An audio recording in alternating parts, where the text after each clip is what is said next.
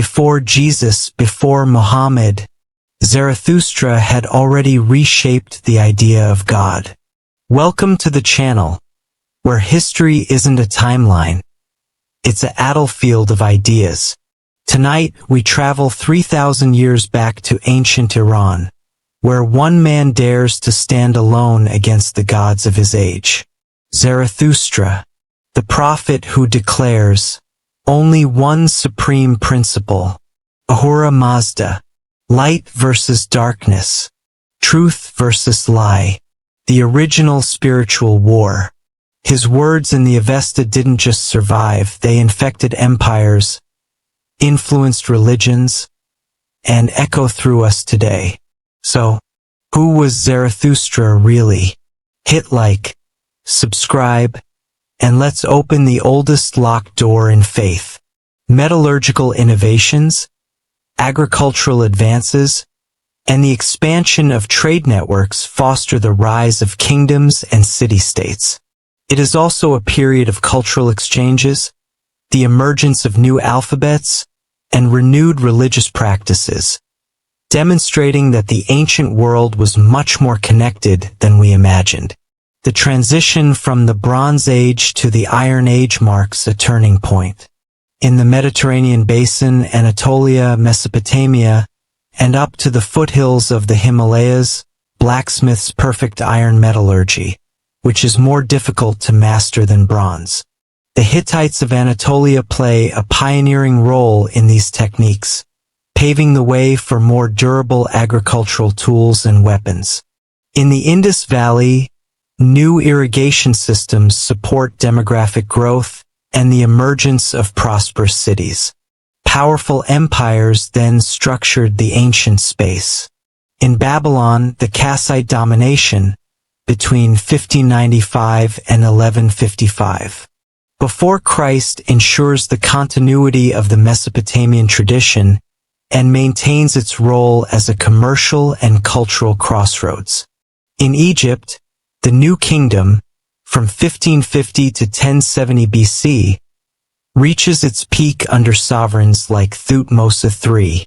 In China, the Shang dynasty from 1600 to 1046 BC imposes a theocratic monarchy and develops oracle bone script, before being replaced by the Zhou in 1046 BC, who established the mandate of heaven. In the Aegean world, Mycenaean kingdoms prosper between the 16th and 12th centuries BC, with their palaces in Mycenae, Pylos or Terans, and the use of linear B script. These societies, whether Mesopotamian, Egyptian, Chinese, or Aegean, are distinguished by complex administrations, supported agriculture, strong military traditions, and diplomacy based on the exchange of goods, princesses, and sometimes cultic customs.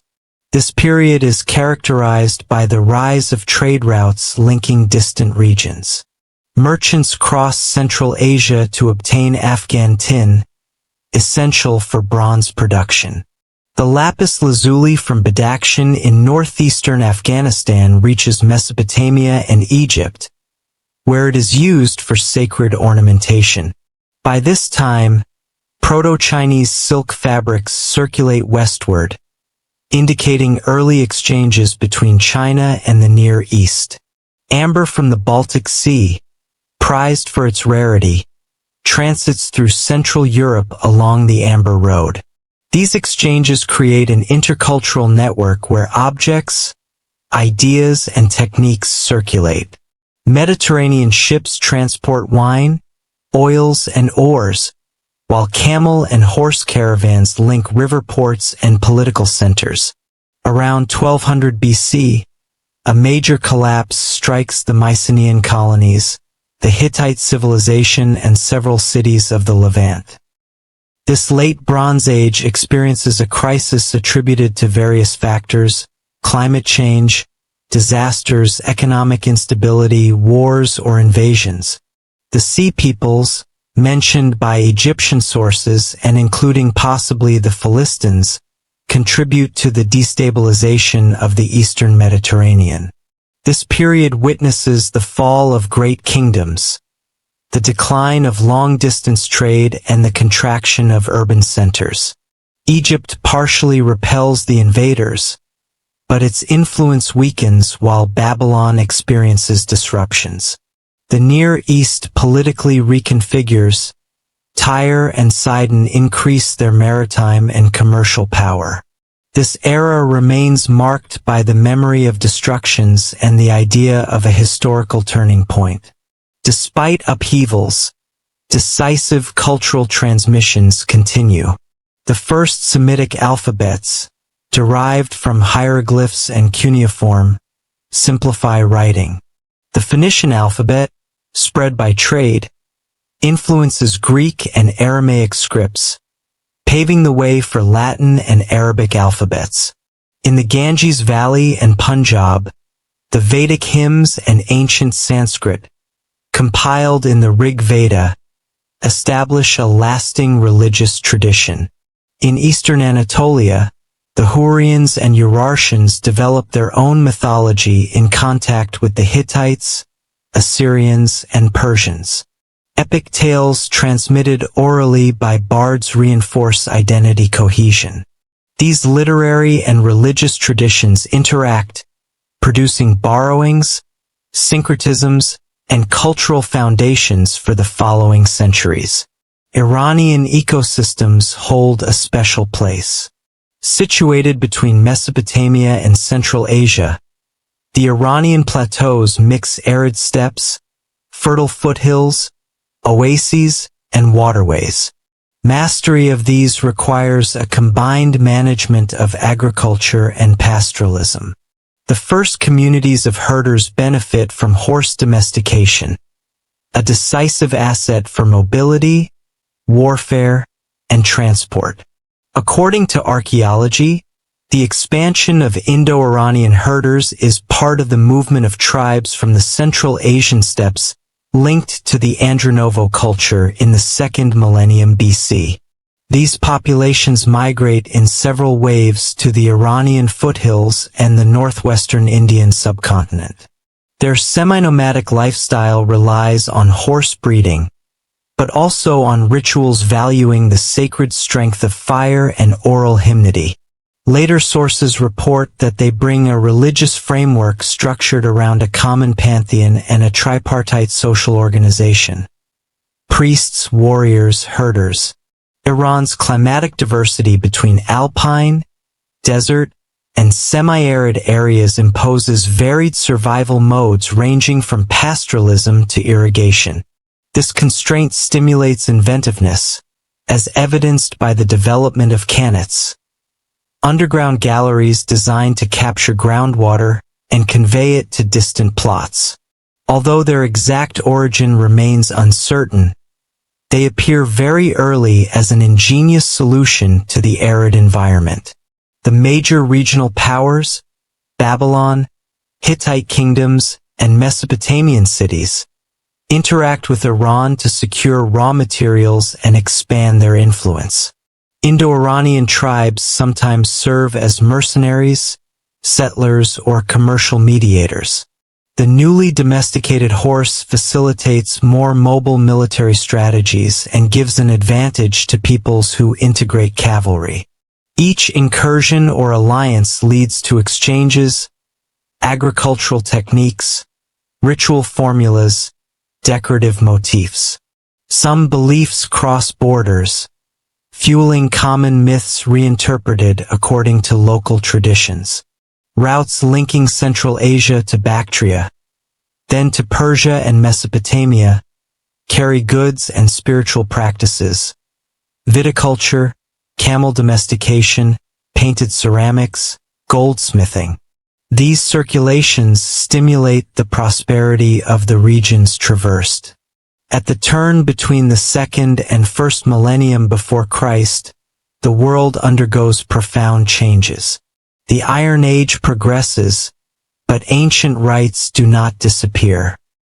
They overlay innovations, creating hybrid societies and armament as well as in culture. Agricultural progress, sturdier plows, new seeds, boosts productivity, and encourages the sedentarization of former nomads. Rulers take advantage of these surpluses to fund their campaigns, erect monuments, and feed their armies. Writing, increasingly widespread, serves accounting, power archives, sacred texts, and epics. From the Near East to China, this written culture strengthens the coherence of political authority and contributes to its legitimacy over time. Between 800 and 600 BC, new political configurations emerged. In Mesopotamia, Babylon and Assyria competed for hegemony. The Assyrian Empire, under conquering kings like Ashurbanipal in the 7th century BC, imposed itself militarily as far as Egypt, while Babylon retained a cultural aura. In Asia Minor, small kingdoms descended from the Hittites appeared, such as Phrygia, under King Midas, or Urartu in the valley of the Iraqs and Lake Van. The Phoenician cities maintained their essential role in Mediterranean trade, facing emerging Greek competition. To the east, the Zhou dynasty in China began the spring and autumn period, from the 8th to the 5th century BC, a prelude to the Warring States. In the Iranian peninsula, tribal confederations formed, including the Medes, destined to play a major role in the 7th century BC. These dynamics shaped roads, exchanges, and human landscapes. Scribes, merchants, and travelers transmitted tales, techniques, and knowledge, while Babylon continued its celestial catalogs and Egypt perfected mummification. By the end of this period, iron had become a common material. Societies armed themselves heavily, religious practices diversified, and alphabets were refined. Some cities appeared, others disappeared, while the Iranian plains remained a crossroads between nomads and settlers. The interest of kings and priests in the stars and divination intensified, and the first philosophical writings emerged. Craftsmanship became more refined. Bronzes, goldsmithery, ivories, and polychrome frescoes adorned palaces and temples. Oral traditions, which had become the foundation of ethical reflections, already carried questions about the divine, the universe, and human values.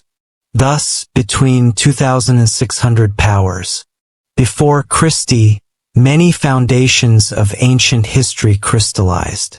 The Indo-Iranian tribes, from the steppes of Central Asia, played a major role in the cultural and linguistic history of Eurasia. They originated in the Andronovo culture, active between 2000 and 900 BC, extending from Kazakhstan to southwestern Siberia, up to the Volga and the Urals. Excavations reveal a structured society, horse breeding, chariots, rudimentary metallurgy, the use of bronze for weapons and tools. This economic base favored their mobility and gradual expansion towards Iran, then towards northwestern India. The Indo-Iranian tribes spoke languages from the large Indo-European family. The similarities between the Vedic Sanskrit of the oldest Indian hymns, Avestan, the sacred language of Zoroastrianism, and Gathic, the archaic form of Avestan, show a common origin. Shared lexical roots, grammatical structures, and poetic formulas reveal a tradition born in the northern steppes and spread by migratory waves. Parallels like Soma, Hyoma, or Devadaiba confirm the existence of a unique cultural matrix before the divergence between ancient India and Iran. The Indo-Iranian migrations probably began before 1500 before Christie and continued until the first millennium. Their causes remain debated: climate changes, pressures from neighboring populations, economic and political needs. They followed two main directions towards the Iranian plains on one side and beyond the Hindu Kush towards the Indus Valley, then the Ganges on the other. This dual orientation marked the religious and cultural configuration of these regions. A common Proto-Indo-Iranian trunk already existed a few centuries before the distinction between Old Sanskrit used in the Rig Veda hymns, dated between 1500 and 1200 before Christi, and Avestan.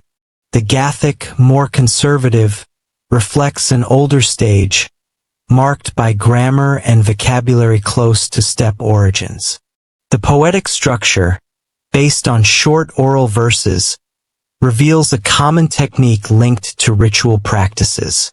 The Brahmins in India and the Zoroastrian priests of Iran, later called Magi, transmitted these traditions orally over long periods. The social organization of these communities was based on three functions: priests, warriors, and herders. The priests ensured worship and the link with the divine. The warriors guaranteed military protection, and the herders ensured economic subsistence. Myths and sacred stories reflected this tripartition, and a cosmic vision centered on balance and order, Asha in Iran and RTA in India. The common pantheon of the Indo-Iranian populations illustrates the lineage between the Vedic religion of India and the ancient Iranian religion. The gods are called Deva in Sanskrit and Deiva in Avestan, two terms derived from the same root. Originally, they referred to luminous and celestial deities associated with benevolence. However, in the Iranian branch, which saw the emergence of Zoroaster's teachings, the Deiva took on a negative connotation, linked to false deities, whereas in the Indian branch, the Deva retained a positive meaning in opposition to the Ahura. This evolution reflects the transition from a common belief to two distinct traditions. Fire already occupied a sacred place, perceived as an intermediary between men and gods. It was used to carry offerings, plants, clarified butter, libations, to celestial powers. Diligently maintained in cultic spaces, it formed the heart of religious and community life. Its lighting, protection, and maintenance were entrusted to priests. In the Vedic hymns, Agni, the personified fire, is praised as a divine messenger. In Avestan, Adar embodies the sacred essence of fire. A ritual drink also marked this common cult, Soma in the Vedic tradition and Hauma in the Iranian tradition. Derived from a sacred plant, perhaps a variety of ephedra, they were prepared by filtering and consecrated with hymns. This beverage symbolized life, warrior strength, and immortality. Its consumption, accompanied by chants and shared collectively, strengthened group cohesion. Sacred speech played a central role. The Vedic hymns, sung in archaic Sanskrit, and the Gathas, recited in Gathic, asserted that the correct pronunciation of mantras preserved the world's balance. An error could alter the transmission of the sacred text, hence a strict discipline, orally transmitted, to mark each accent and vowel. The priest had to respect a precise order of recitation associated with gestures and offerings, so that the word deployed all its power.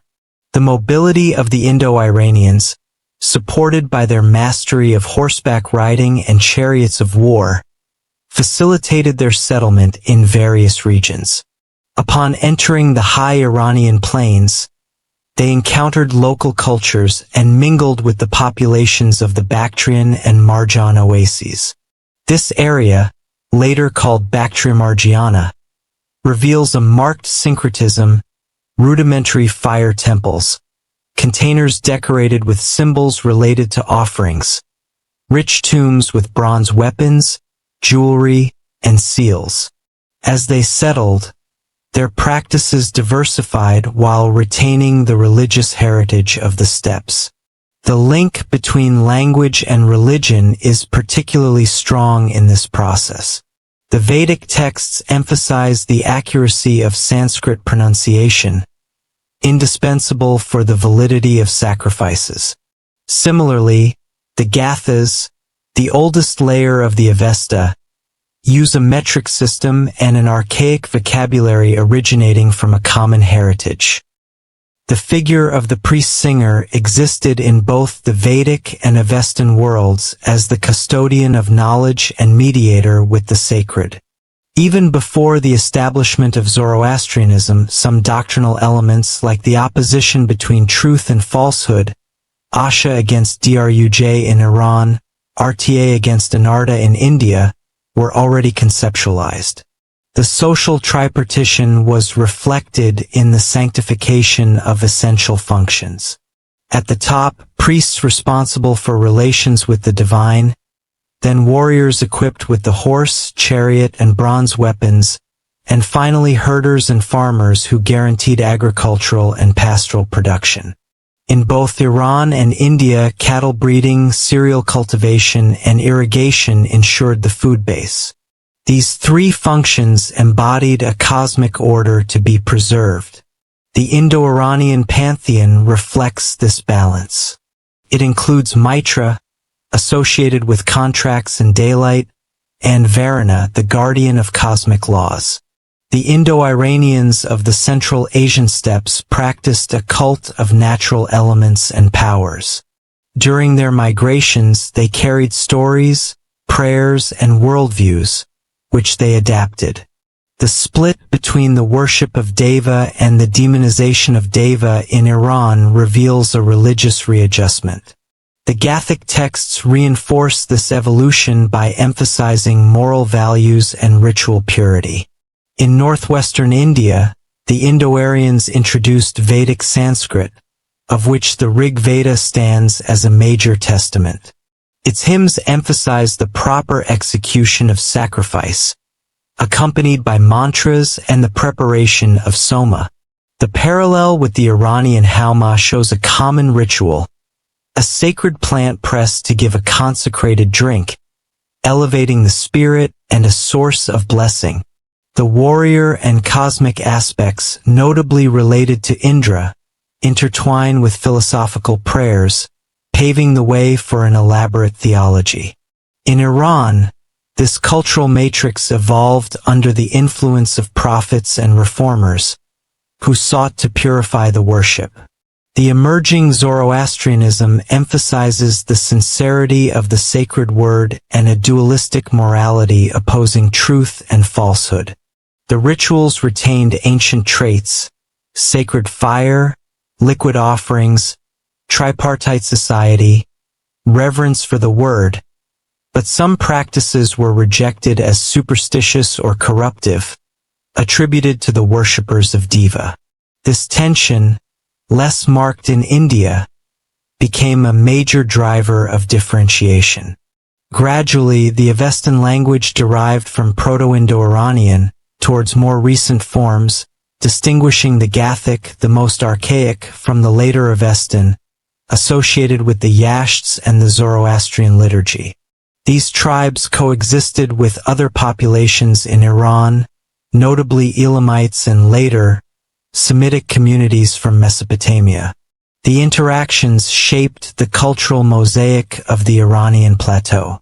The new arrivals sometimes adopted local gods, but also transmitted their poetic recitations, codes of purity, and ethical vision, leaving a lasting mark on the region. The Indo-Iranians, whether they migrated to northwestern India or Iran, carried with them a set of beliefs and social structures already developed: respect for the fire, sacred drink, soma, hauma, ritual chant, hierarchical pantheon, and functional tripartition of society. The priests ensured the cult and the word, alongside a warrior aristocracy and farmer herders as guarantors of material balance.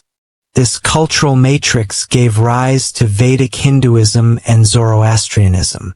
Despite regional and chronological variations, several fundamental traits endured. The vocabulary related to the priest, Brahmin, Athravan, sacred chant, mantra, mantra and ritual drink Soma Hauma shows common roots. The symbolism of the fire, purifying and linking with the divine, is found both in Zoroastrianism and in the role of Agni in Hinduism. The foundational Vedic, Gathic, and Avestan texts retain the trace of this shared heritage born from the steppes of Central Asia. The Indo-Iranian impact was also manifested through the diffusion of linguistic traits, cult practices, and social conceptions around the Hindu Kush and Iranian plateau. Later sources confirm that a warrior elite from the steppe managed to impose or merge their model with local customs, giving birth to new kingdoms. This crucible gave rise to the Aryan kingdoms of the Indus Valley and Gangetic Basin, as well as the first political amalgamations in Iran, paving the way for the Medes and then the Achaemenids. What characterizes the Indo-Iranian heritage is the intertwining of religion, language, and society into a cohesive whole. The sacred word, transmitted orally in the form of hymns, served as an identity cement, moral code, and spiritual innovation. The fire rituals, a bridge between the earthly and celestial worlds, unified warriors, shepherds, and peasants. The distinction between Deva and Daiva foreshadowed the future split between Hinduism in India and Zoroastrianism in Iran. The sacred drink, Soma Hauma, symbolized the fusion of the natural and the sacred in a collective ritual. The migrations from Central Asia to Iran and the Indus show that these groups were not only conquerors or shepherds, but carriers of a vision valuing priesthood, military honor, and economic activity, attributing to fire and the word a quasi-divine power. Their organization, based on trifunctionality, influenced Iranian and Indian societies beyond the second millennium before Christ. The Gathic, Vedic Sanskrit, and Avestan, carriers of poetry, liturgy, and theology, bear witness to this. This collective heritage remains alive and continues to nourish the spiritual and cultural foundation of millions of people today. The identity of Zarathustra, called Zoroaster by the Greeks, remains debated regarding its historicity and time period. The Gathas in the Old Avestan dialect, and directly attributed to the prophet, provide the closest account of his thought. Conversely, Greco-Roman authors like Plato, Xenophon, or Plutarch offer a distorted vision fueling an unfinished historical quest. Three hypotheses dominate the dating of Zarathustra. The Very High hypothesis places him between the 17th and 15th century before Christ based on linguistic criteria linking Gathic to ancient Indo-Iranian forms. The Middle hypothesis places him between the 12th and 10th century before Christ in connection with the tribal evolution of the Medes.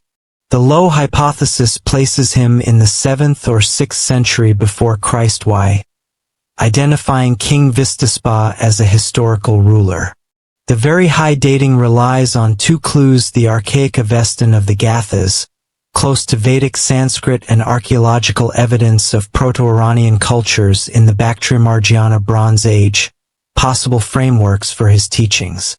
The Zoroastrian message would have then spread over a long period before its compilation.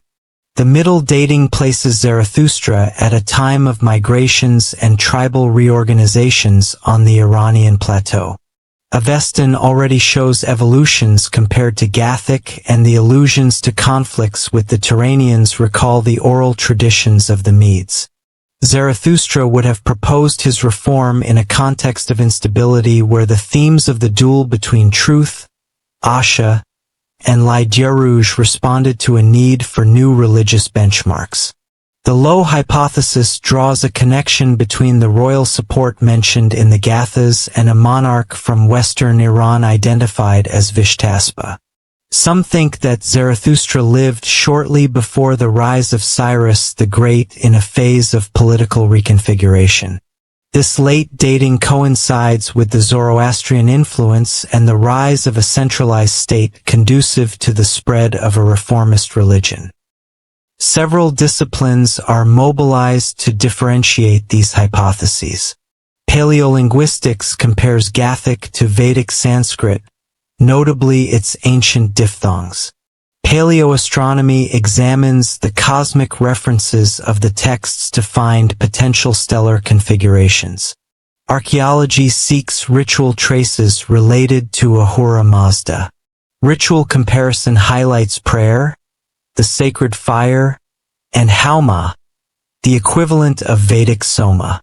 The break with blood sacrifice and the affirmation of ethical dualism mark the originality of Zoroastrianism, whether it's an early reform or a late evolution. The status of Zarathustra remains disputed.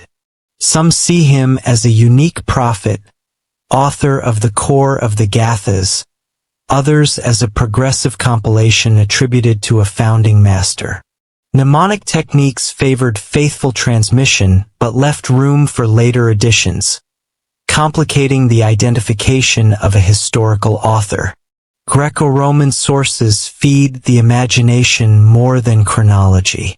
Plato mentions Persian wisdom without a precise date. Xenophon describes Osiris, instructed by magi, possible heirs of the tradition. Plutarch attributes astrological and magical practices to Zoroaster, perpetuating the image of an Oriental mage. These accounts reflect Greek admiration for the East but offer fragmented data interpreted through varied cultural prisms. Debates on Zarathustra's chronology rely notably on his relationship with the Kabevishtaspian dynasty mentioned in the Avesta. Several Kabi kings appear as potential protectors of the prophet, but their identification with real figures remains uncertain. For some, it's a legendary lineage symbolizing royal support for Zoroastrianism. For others, a line of Median kings or Iranian tribal chiefs. Oral traditions might have retroactively projected illustrious names to legitimize the cult. Astronomical allusions in the late part of the Avesta describe constellations or planetary alignments observable in ancient times. But the manuscripts, compiled after the Sassanid era, might diverge from the original text. Some titles linked to Zarathustra also pose a problem. According to the translation, he appears as a priest, poet, or visionary leader. The question arises as to whether an isolated individual can initiate a lasting reform.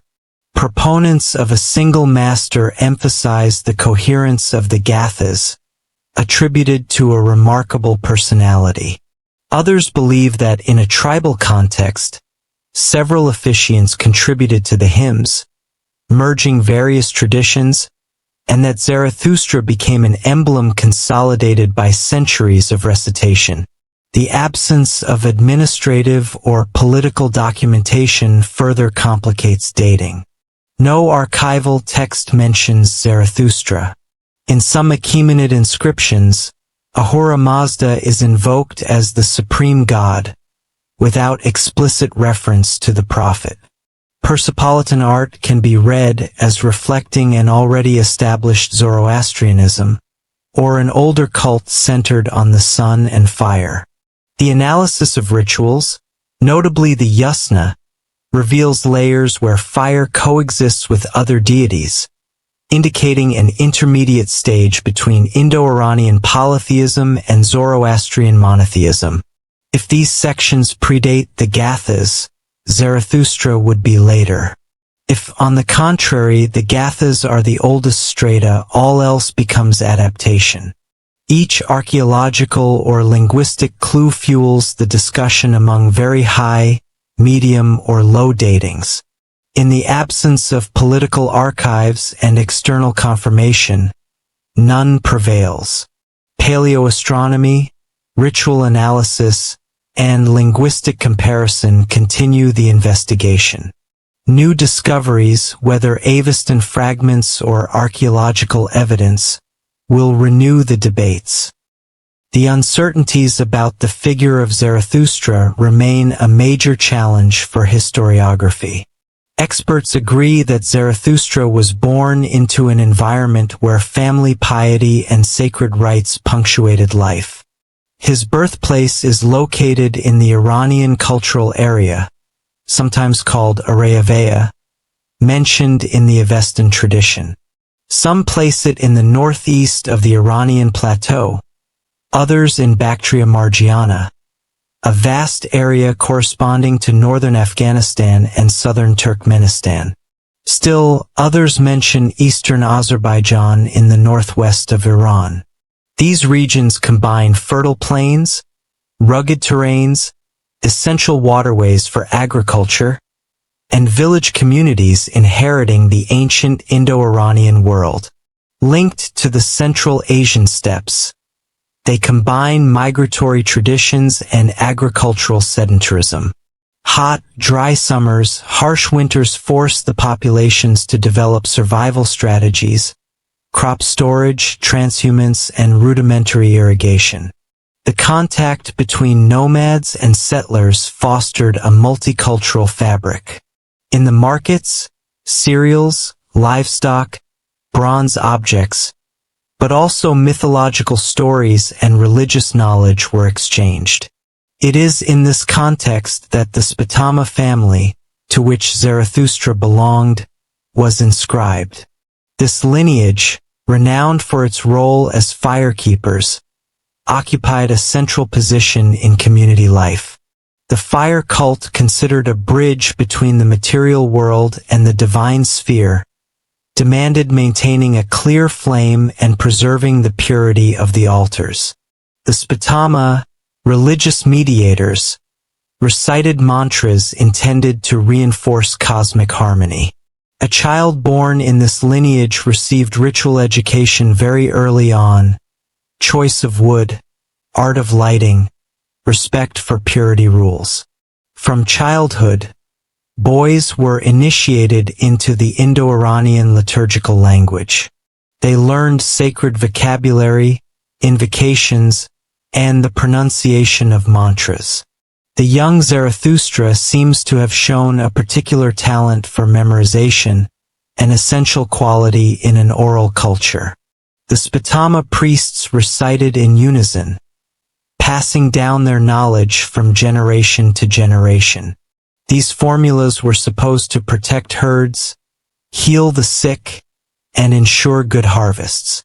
They were accompanied by codified gestures, offerings, ritual movements, sprinkling of consecrated water. Thus, Zarathustra grew up in a universe where speech, thought, and action were inseparable. In priestly education, the Hauma cult was taught a ritual drink prepared from a mysterious plant. Considered a divine elixir enhancing vitality and discernment, it was picked or substituted, crushed, filtered, mixed with water, then consecrated. The ceremony was accompanied by chants, offerings, and flour cakes. The Hauma, a symbol of purity and strength, had to be consumed piously. These rites, invoking a supernatural presence, marked Zarathustra, who understood that the substance altered the state of consciousness and invited reflection on the world's invisible forces. His social environment was complex. Clan chiefs concerned with their authority, nomadic warriors protecting herds and borders, rival priests defending different cults. Some groups favored blood sacrifices, others the purity of fire and the just word. As a young man, Zarathustra witnessed theological disputes and epic narratives passed down orally, mixing legends, hymns, and ritual ordinances, fueling spiritual reflection.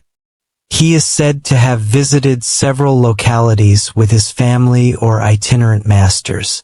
Religious gatherings brought together priests and students to exchange liturgical techniques and prepare community ceremonies, weddings, purifications, agricultural festivals. This diversity allowed him to confront his lineage's traditions with other doctrines in a context where debates arose about the nature of the deities. As he grew older, Zarathustra gained a reputation as a sage, attentive to the political and spiritual tensions related to the cults. Animal sacrifice was one of the points of contention. Followers of warrior deities made it a central rite, while other priests, attached to fire, denounced its excess. A moral spirit could then doubt the real value of these practices for the cosmic order. This apprenticeship, enriched by oral texts and ritual observations, prepared Zarathustra for his future revelation. Around the age of 30, the age at which a man was expected to take on responsibilities in Indo-Iranian cultures, he is said to have had a mystical vision. While praying by a river or at a sacred site, he received the revelation of Ahura Mazda, the supreme deity. Around him appeared the Amishaspensa, beneficent entities representing spiritual and moral principles such as good mind, vohumana, and just righteousness, asha vihishta. Zarathustra then became aware of a new truth, the existence of a single wise God, Ahura Mazda, surrounded by divine principles that guarantee order and justice. The shock of this encounter was probably all the more intense, as it contrasted with the polytheistic or dualistic environment in which he had been raised. These luminous beings, exemplifying virtue and cosmic balance, offered him a vision that surpassed the usual tribal deities. For a young priest trained in the recitation of mantras, the manifestation of Ahura Mazda and the Amishaspensa embodied the culmination of a quest for meaning. The importance of speech, just thought, and deliberate action was sublimated, since each sacred word, uttered with right-mindedness, could align with the divine will. The effects of this revelation, a feeling of inner certainty, a moral impetus against injustice and deceit, were integrated into the continuation of his life. Tradition holds that this decisive event truly marked the beginning of Zarathustra's mission. Without presuming the immediate political or religious consequences, one can well imagine that the rupture was profound from a theological standpoint. Returning to a household still strongly attached to traditional cults and announcing that only one supreme deity existed, surrounded by abstract and ethical concepts, was bound to raise questions and, sooner or later, resistance. The Spatama, for their part, could welcome the emphasis on the sacred fire as a symbol of purity, but also had to accept that the very notion of divinity was evolving towards an emerging monotheism. The faith in Ahura Mazda, associated with the Amishaspensa, reinterpreted the old practices rather than completely severing them. The fire retained its sacred function, but it now pointed to the light of a single divine source, giving a new meaning to all ritual words. Ahura Mazda, the supreme god of the Mazdian doctrine, transcends the immaterial and corruptible world. In the Gathas attributed to Zarathustra, though some passages undoubtedly stem from his disciples, he appears as the creator of the world, defined by omniscience, wisdom, and benevolence. His name means wise lord, or lordly wisdom. Around him gravitate the Amishaspensa, beneficial emanations of his power, and the Deva, malevolent forces opposed to the cosmic order.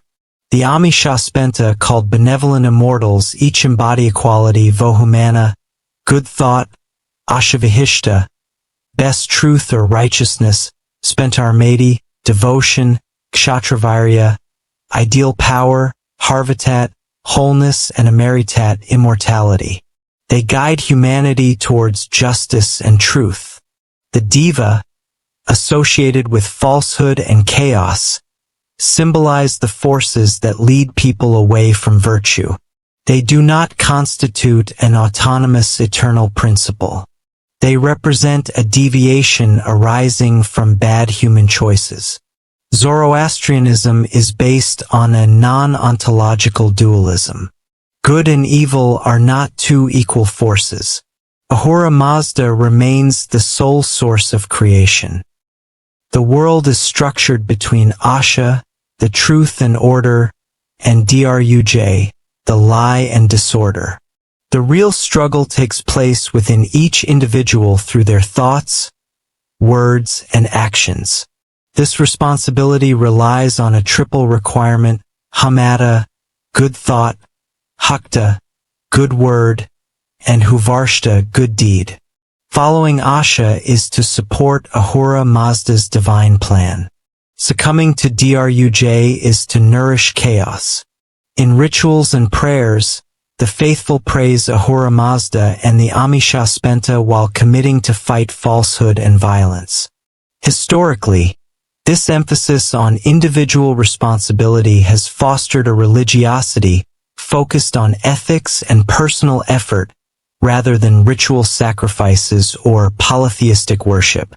In Zoroastrian doctrine, time is conceived as linear, contrary to Indo-Iranian traditions that favor a cyclical view. The original creation establishes order, Asha, but the infiltration of falsehood, Druj, creates increasing tension. The cosmos is shaped in 7 symbolic stages: sky, water, earth, plants, animals, humanity, and fire. Each is placed under the protection of an Amisha Spenta, but the presence of evil leads to a final confrontation between truth and deception. This conflict ends with the Frashakariti, the renewal of the world. Creation is purified, and souls are judged according to their thoughts, words, and deeds. The righteous join Ahura Mazda's perfection while deceivers suffer the harm they have caused. However, this is not eternal damnation. All creation is destined to be restored and reintegrated. This redemptive perspective left a lasting mark on Zoroastrianism, notably under the Achaemenid and Sasanian dynasties. Fire rituals hold a central place. Fire is not worshipped as a deity, but honored as a manifestation of purity and Ahura Mazda's presence. In temples, priests maintain an eternal flame, a symbol of truth and knowledge, whose extinction would represent an attack on sacred continuity. Purity is a fundamental principle, extending beyond fire to encompass all creation, water, earth, air, and natural elements. Texts prescribe respect for nature and rules of spiritual and bodily hygiene. To profane these elements is to corrupt the cosmic order willed by Ahura Mazda. Priests have thus established rules to preserve springs, rivers, sacred spaces, and encourage the faithful to maintain purity in their homes and actions. Hama water holds a particular place. It should not be confused with ordinary water, though the term sometimes refers to the plant or the ritual drink. A sacred preparation obtained by pressing plants, Hama was believed to give strength and wisdom. It later acquired symbolic value for purification. Drinking Hama, or offering it on the fire altar, expressed a desire to draw closer to Ahura Mazda and receive his support against deception. Some texts associate it directly with Harvatat, the Amsha Spenta of wholeness, representing spiritual integrity and health. The Hama ceremony sometimes included prayers in honor of Ahura Mazda and a request for ethical enlightenment. Zoroastrian priests, called mages in Greek sources, or Atharvans in the Avesta, ensured the proper execution of these rituals. The sacred word played an essential role. Incantations invoked the Amsha Spenta and repelled the Deva, but they were not reserved for priests.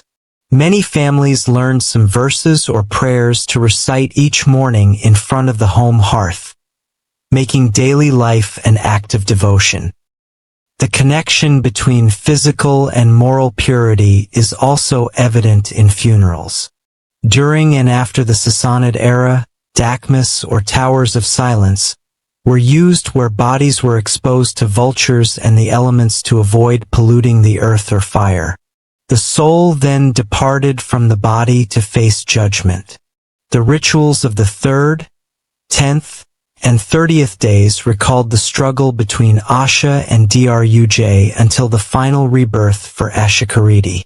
In the background, the same idea always returns. The Amsha Spenta embody good, supported by truth, generosity, and harmony, while the Deva symbolize evil, born of corruption, violence, and lies. Human existence becomes the main battlefield of this opposition, without ontological equality. Ahura Mazda remains the predominant principle, the guarantor of creation, and its completion in fresh Ashakariti. Hence the constant exhortations of the texts to inner vigilance. Every gesture and every word affect the world's balance. The Zoroastrian doctrine of Ahura Mazda has marked several eras and influenced other religions. The idea of an individual judgment of souls after death is found in certain Judeo-Christian branches and in Islam, and the concept of a final battle may have inspired representations of good and evil in Christian millenarianism and Islamic eschatology. But, in its original form, Zoroastrianism emphasizes the freedom of each individual, capable of achieving the best or the worst, not to please a jealous deity, but to participate in the Creator's work of truth. This ethic is found in the Avestan prayers, which praise Ahura Mazda for his mercy, while calling for the world to be preserved from defilement. It is recommended to protect livestock, not to pollute waterways, to preserve the sacred flame, to act with fairness. Lying and slander are considered serious faults because they propagate druj and disrupt harmony. Zoroastrianism stresses the balance between the spiritual and material. The fire and purity rituals are part of the quest for Asha. The flame is a channel of divine presence. The Hauma, water, symbolizes the vital and purifying force of Ahura Mazda. The work of the earth and the care of animals participate in the order desired by the Creator. The faithful is thus invited to develop an ethical and ecological consciousness. Every element of creation has a place in the divine sphere, and the world is entrusted to humanity to manage it responsibly. The great seasonal festivals, called Gehembers, remind of the necessity to thank the Amsha Spenta and ask for their support against corruption. The creation stories in 7 stages reinforce this respect. Man, capable of supporting or thwarting divine will, occupies a prominent place. Animals, plants, soil, air, and water are components of the cosmic puzzle overseen by Ahura Mazda. Prayers at sunrise and sunset reaffirm this sacred link and remind of the moral duty to preserve harmony. Although Zoroastrianism recognizes the antagonism between good and evil, it is not created by Ahura Mazda as an independent entity. It corresponds to a mistaken choice, a deviation from Asha. The Daiva are extreme manifestations of this rebellion, while the Amsha Spenta support the possibility for man to straighten out and participate in the divine plan. This duality gives the Zoroastrian faith a tone of hope mixed with warning. At the end of earthly life, individual judgment is symbolized by the Chinbat Bridge, mentioned in the Avesta. Broad and easy to cross for those who follow Asha, it narrows and becomes impassable for those who choose deceit. This image underlines personal responsibility.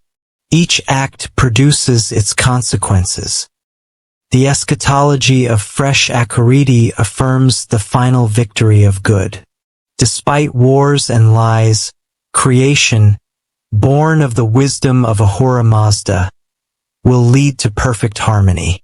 Humanity is invited to cooperate with God, who has given it freedom to make truth triumph. The rites, the fire cult, the preservation of purity, and prayers to Ahura Mazda and the Amshaspenta maintain the tension between ethics and metaphysics. Inner and outer purity aims to align with Asha and repel Druj. Fresh Akuriti remains the ultimate horizon of a restored world, where lies without ontological foundation will be defeated by truth. The first troubles appeared when Zarathustra, confident in his reforms, clashed with the Kabbas, traditional priests attached to animal sacrifices. They saw ritual slaughter as an ancestral link with the divine forces.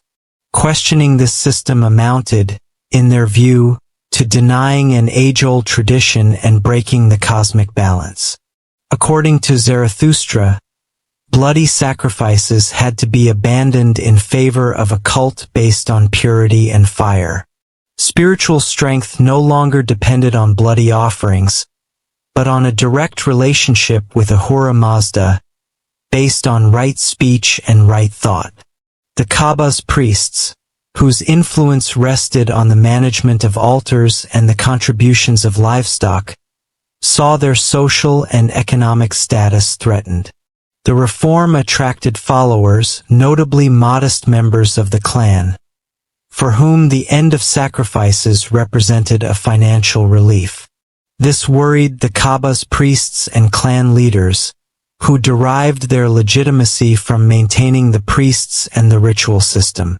Zarathustra thus risked making them lose their grip.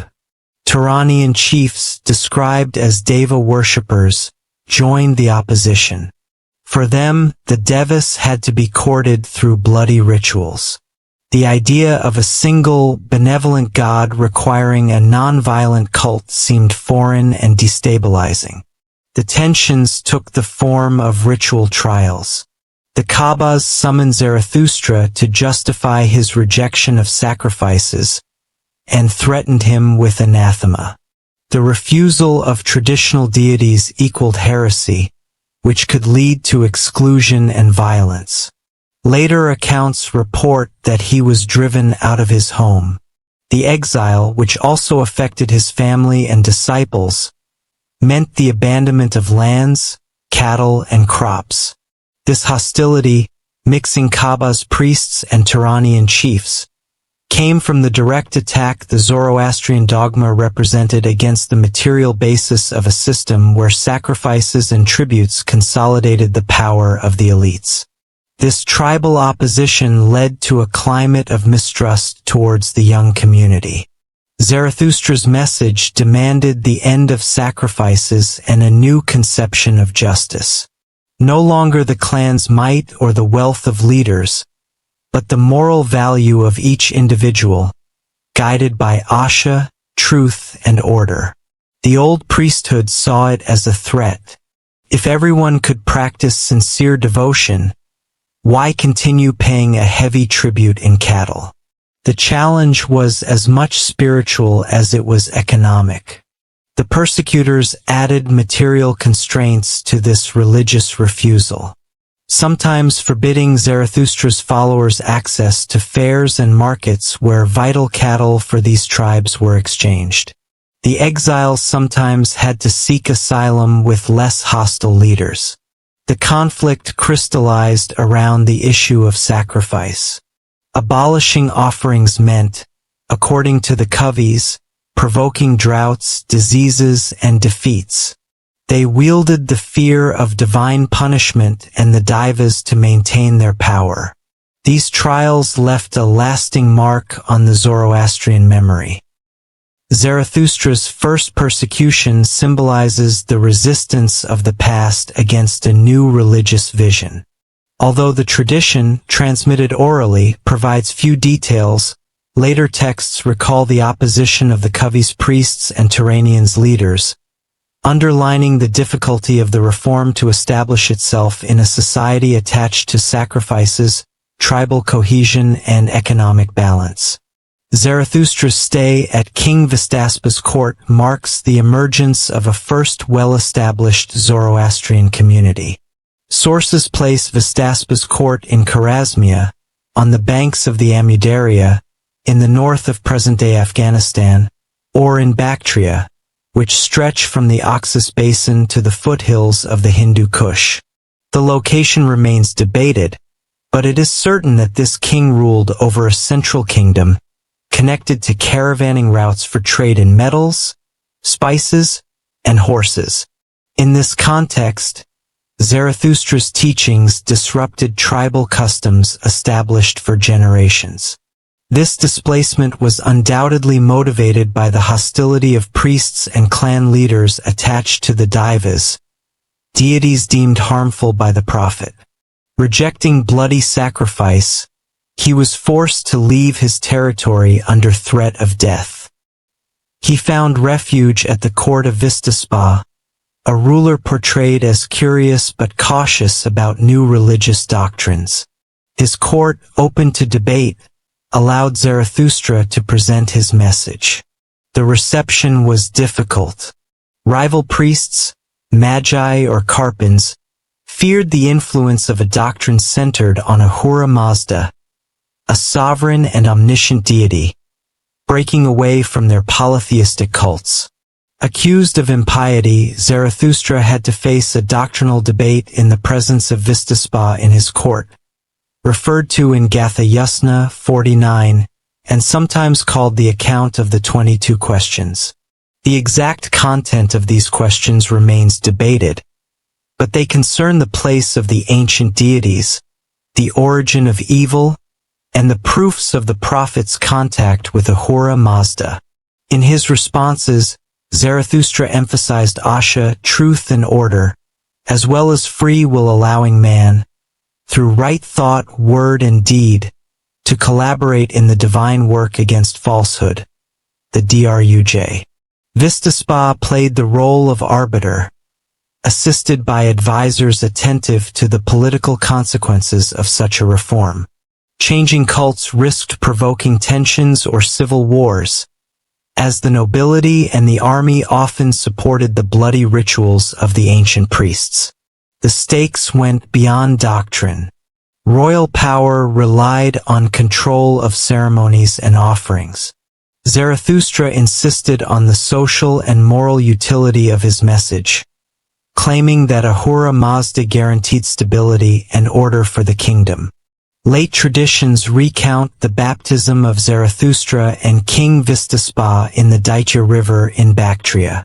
Water, a symbol of purification, and a realm of a holy entity protected by Ahura Mazda, represented for Zarathustra the public commitment to follow the truth.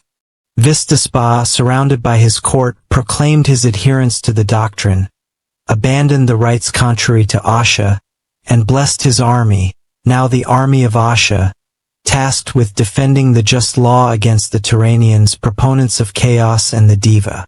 The royal conversion allowed the formation of a first Zoroastrian community. Zarathustra appointed a core group of priests, the Athravans, tied to the sacred fire, Athra in Avestan, charged with maintaining the consecrated flame, a symbol of Ahura Mazda. They made fire the center of the cult, a guarantor of ritual purity and place of prayer. The reform was institutionalized through a calendar of festivals, including 6 Gahambars, seasonal ceremonies recalling the stages of creation. Under royal authority, they gathered the population, strengthened social cohesion, and spread the ethical principles of the prophet. The rallying was not without resistance. Several lords remained attached to the ancient cults. With the support of Vistaspa, the Athravans preached in the provinces and consolidated the reform. The rivalries focused on the Turanians, peoples beyond the Oxus who remained loyal to the Deva. The conflict opposed the royal army and Turanian warriors in an alternation of skirmishes, truces, and alliances. The Gathas refer to these adversaries as proponents of violence and disobedience. Zarathustra strengthened the cohesion of the first Zoroastrian community through a liturgy centered on sacred mantras and purity. The Gathas, hymns attributed to the prophet, conveyed the doctrine, transmitted moral values, and served as the basis for daily rituals around the fire and offerings. At Vestaspa's court, these chants became the core of collective ceremonies, sometimes sung by Zarathustra himself. The king's baptism in the Daitya River symbolized the new birth of the kingdom placed under Ahura Mazda's protection. This gesture legitimized Vestaspa, presented as a pious and just ruler. He attempted to reign with order Asha through administrative reforms, fighting corruption, and increased support for the fire cult.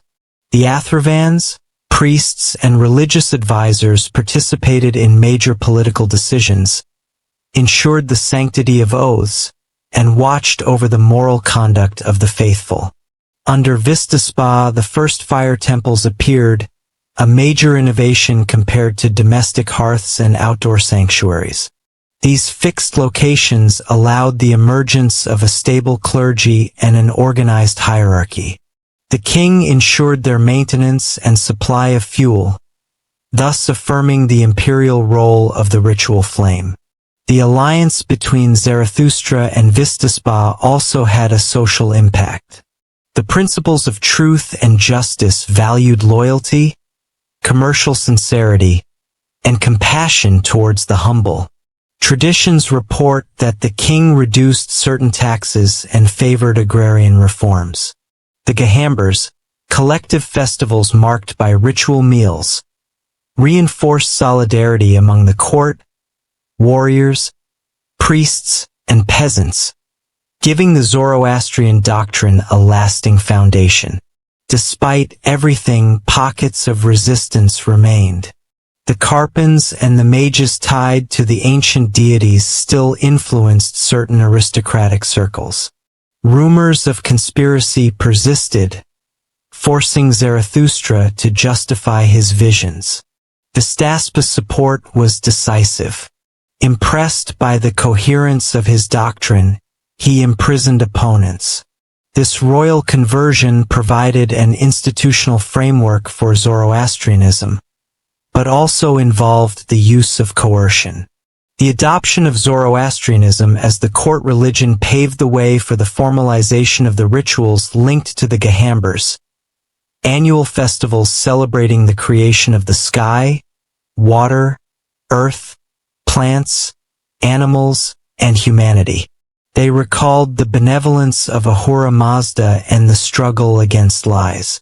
The Athrivans prepared consecrated food and drinks, demanded ritual purity from the participants, and also played a diplomatic role by gathering nobles and officers around the king.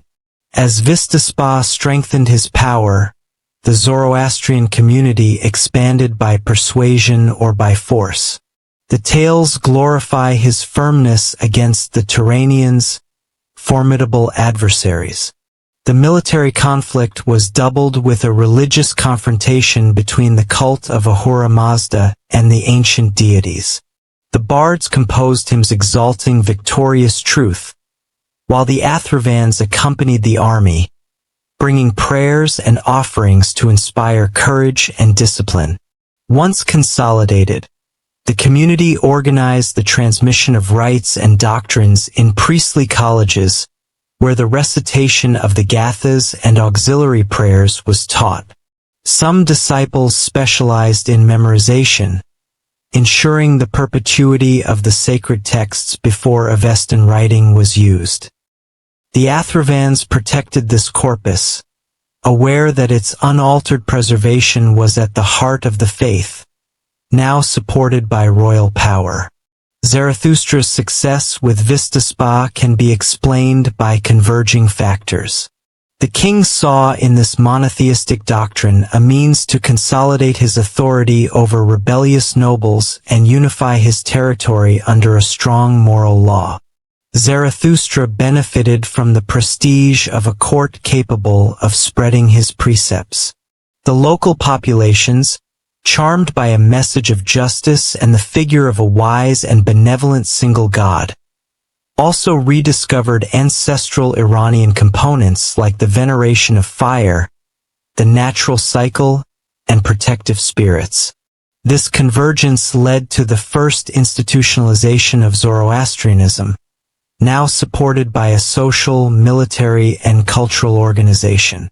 The tale of the 22 questions became a founding myth, asserting Zarathustra's spiritual and intellectual superiority over the ancient priests and the victory of Asha, the truth.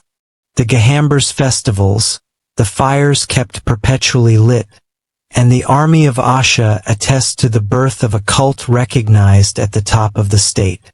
Despite resistance, Vestaspa's support served as a political shield, allowing Zoroastrianism to develop and prepare its partial adoption by future Iranian empires. Zarathustra remained at the center, guiding the community and structuring the liturgy. According to some testimonies, he traveled in the provinces, setting up hearths of fire and appointing new Athravans as the number of converts grew. Thus, fire priests settled in Bactria, Sogdiana, Margiana, and neighboring regions. The localities loyal to Vestaspa more easily adopted the Gathas as the official liturgical chant. If tribal opposition persisted, a balance was achieved through court diplomacy. Some reluctant leaders accepted partial conversions while keeping certain ancient rites. This syncretism offered Zoroastrianism the time to establish itself. The first community developed through compromise under royal authority that diffused crises. The Gahambers became the public expression of the Zoroastrian culture, providing a communal identity around the fire. With Vestaspa, the path of Asha imposed itself as a moral ideal and a framework for daily life. Later texts report that the alliance between Zarathustra and King Vestaspa allowed several victories over the Turanians, reinforcing the legitimacy of the reform. The converted king was presented as protected by Ahura Mazda, a title later adopted by Achaemenid and Sassanid rulers. These principles, established at Vestaspa's court, laid the foundations of a religion destined to endure and adapt to the geopolitical upheavals of the following centuries. The Gathas, considered the oldest part of the Zoroastrian corpus, consist of 17 hymns attributed to Zarathustra. Sung or recited during ceremonies around the sacred fire, they present the earliest formulations of ethical dualism, honoring truth, Asha, and rejecting falsehood, Daraj. They also introduce theological concepts surrounding Ahura Mazda, the supreme god of Zoroastrianism. The Gathic language, more archaic than the Old Avestan found in the Yasna and other prayers, is characterized by an ancient vocabulary and a grammar closely related to Indo-Iranian roots. It constitutes a major philological testimony, revealing the evolution of phonetics, morphology, and sacred lexicon. Some words, which disappeared in the more recent parts of the Avesta, indicate chronological breaks and a long oral transmission before being committed to writing. This orality relied on a tristropic meter. Each hymn was divided into rhythmic segments to facilitate memorization and participation. Stanzas of 3, 5, or 7 lines distinguished introduction, invocation, and conclusion. Refrains and exclamations served as mnemonic markers, ensuring continuity of the message. The ancient fire attash ceremonies involved several priests, a main cantor, others echoing, sometimes two alternating groups. This responsorial recitation promoted accuracy and dissemination of the hymns before their transcription. In some passages of the Yasna incorporating the Gathas, formulas like Yatha Ahuvrio are repeated to maintain rhythm and reinforce the sanctity of the ceremony. Recitation during sacrifices was a solemn moment. In the Zoroastrian tradition, the most symbolic offering, beyond the Hauma libation, was the sacred word itself, the Gathas, the heart of the homage to Ahura Mazda. The priest, dressed in white, stood facing the altar fire. Each segment of the hymn was accompanied by a gesture, a prayer, or an acclamation, linking word, flame, and the devotee's consciousness. The fire, seen as the link between the material and spiritual worlds, witnessed the pronounced commitments. The metrical organization ensured the ceremony's fluidity, the clarity of homage, and the ritual efficacy meant to repel evil. The reciting priests, called Atharvans, underwent rigorous training in hierarchical colleges, led by a master of chant, herbed or mobed, depending on the times. Orality was not merely an exercise of memory. It demanded perfect pronunciation, observance of purity rules, and understanding of divine principles.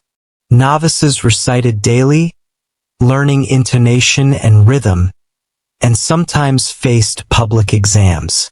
Any error in meter or diction was immediately corrected, ensuring the integrity of the Gathas. Zoroastrian theology associated this transmission with Fravashis, protective spiritual entities linked to collective memory. Each individual had their Fravashi, but those of ancestors were invoked during services to ensure the accuracy of recitations. Thus, reciting the Gathas was a moral contract with history and the invisible world, disallowing any approximation. This oral tradition persisted for a long time. As in other ancient cultures, writing the divine word seemed risky. Writing could alter pronunciation or expose hymns to the uninitiated.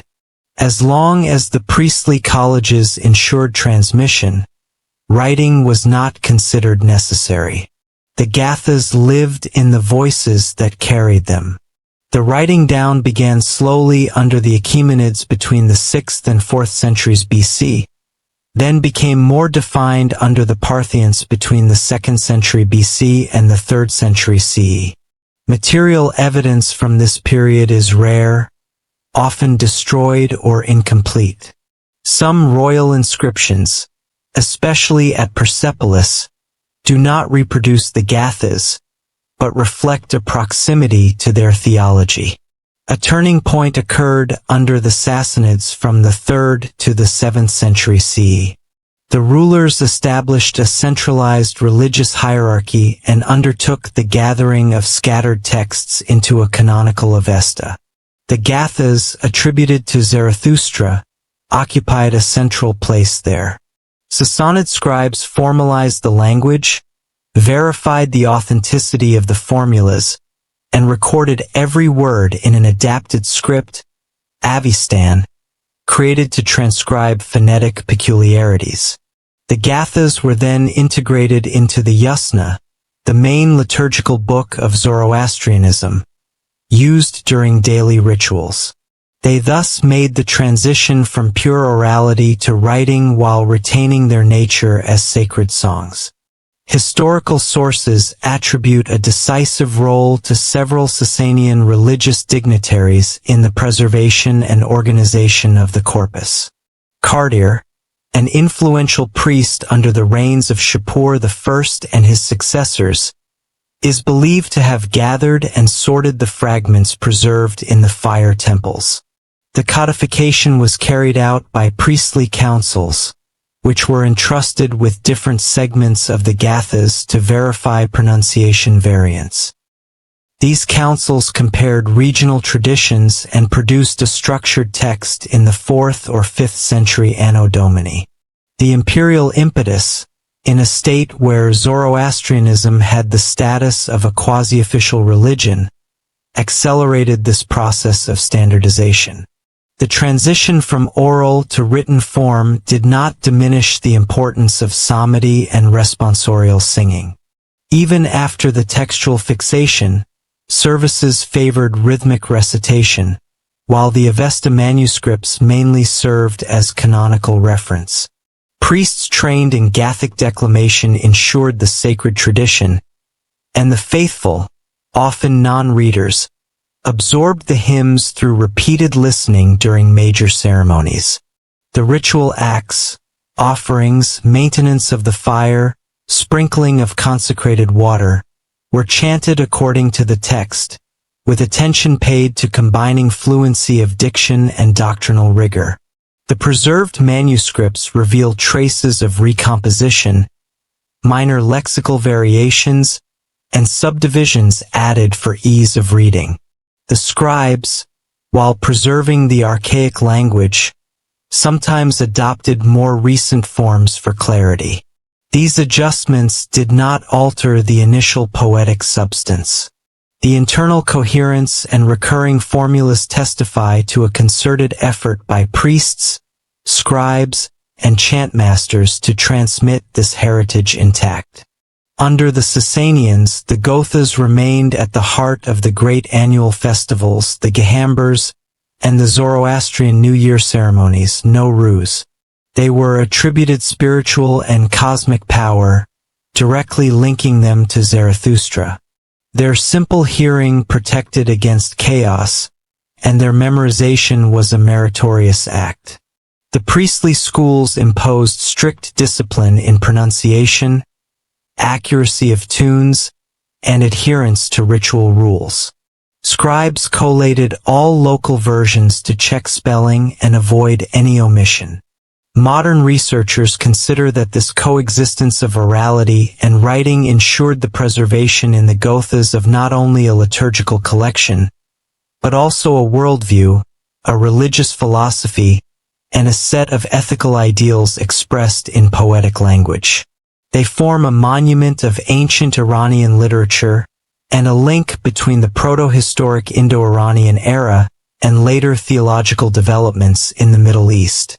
The dissemination of the Gothas by voice, and then by writing, illustrates the value placed on living memory and the importance of this oral heritage for spiritual cohesion. Transcribed in the Avesta, the hymns managed to survive through the centuries despite the fall of the Sasanian Empire in the 7th century. The medieval copies, rare but precious, reveal the work of Moabs and Herbads concerned with preserving a complete corpus. Today, the manuscripts preserved in Europe or among the Parsi of India testify to this founding effort. The sacred voice, transmitted orally for centuries, found refuge in the volumes of the Avesta. In the Yashtic tradition, associated with the Yashts of the Avesta, ritual and devotional texts transmitted orally. The disappearance of Zarathustra, also known as Zoroaster in Greek sources, is described dramatically. The Yashts mainly praise the Yazatas, but some passages evoke the death of the prophet. Zarathustra is said to have been killed during a religious service by a Karpan priest, representative of a rival cult linked to deities classified as devas. In Zoroastrian thought, the Karpans are officiants associated with the ancient bloody sacrifices that Zarathustra denounced. This episode, murder within a sanctuary, profoundly marked the Zoroastrian community. The conflict opposed the prophet to the priests loyal to sacrifices and the old tribal hierarchy. According to the Gathas, the earliest hymns of the Avesta, Zarathustra advocated the rejection of ritual violence. The sacred word, mantra, instead of magic incantations, and sincere prayer to Ahura Mazda, the supreme deity. This reform threatened the interests of priests and tribal chiefs who lived off offerings. Despite the support of King Vistaspa, Zarathustra remained vulnerable. The Karpan priests, allied with Turanian groups from the other side of the Oxus, in Central Asia, remained hostile to his message. The attack took place amidst a climate of tension between the supporters of Asha, truth and order, and the defenders of the old cult. Sources emphasize that the prophet was struck down during a liturgy, symbolizing the irreconcilable opposition between reformed religion and archaic practices. After the prophet's death, the first generation of Zoroastrian followers had to sustain the doctrinal momentum and organize into a solid community. Among them stood out the Satya or Kabi lineage, sometimes referred to as Kayanian, which continued Zarathustra's ideological fight on both political and religious fronts. The term Kabi refers to an ancient, legendary dynasty mentioned in the Avesta, associated with charismatic kings or chiefs who supported the Zoroastrian reform. This lineage, connected to Zarathustra at Vestaspa's court, was tasked with protecting and spreading his teachings by relying on the Atharvan priests. Guardians of the sacred fire, these priests relayed the prophet's word and perpetuated bloodless rituals, marking a break from ancient practices. The conflict against the Turanians continued as Zarathustra became a spiritual figure. In tradition, the Turanians are notorious enemies of the Iranian people and of truth, Asha. Led by leaders like Afrasiab, a semi-legendary figure of epics, they opposed Iranian culture and remained loyal to the Daivas, and an ancestral cult rejected by Zarathustra. This hostility, both tribal and religious, fueled the Zoroastrian memory.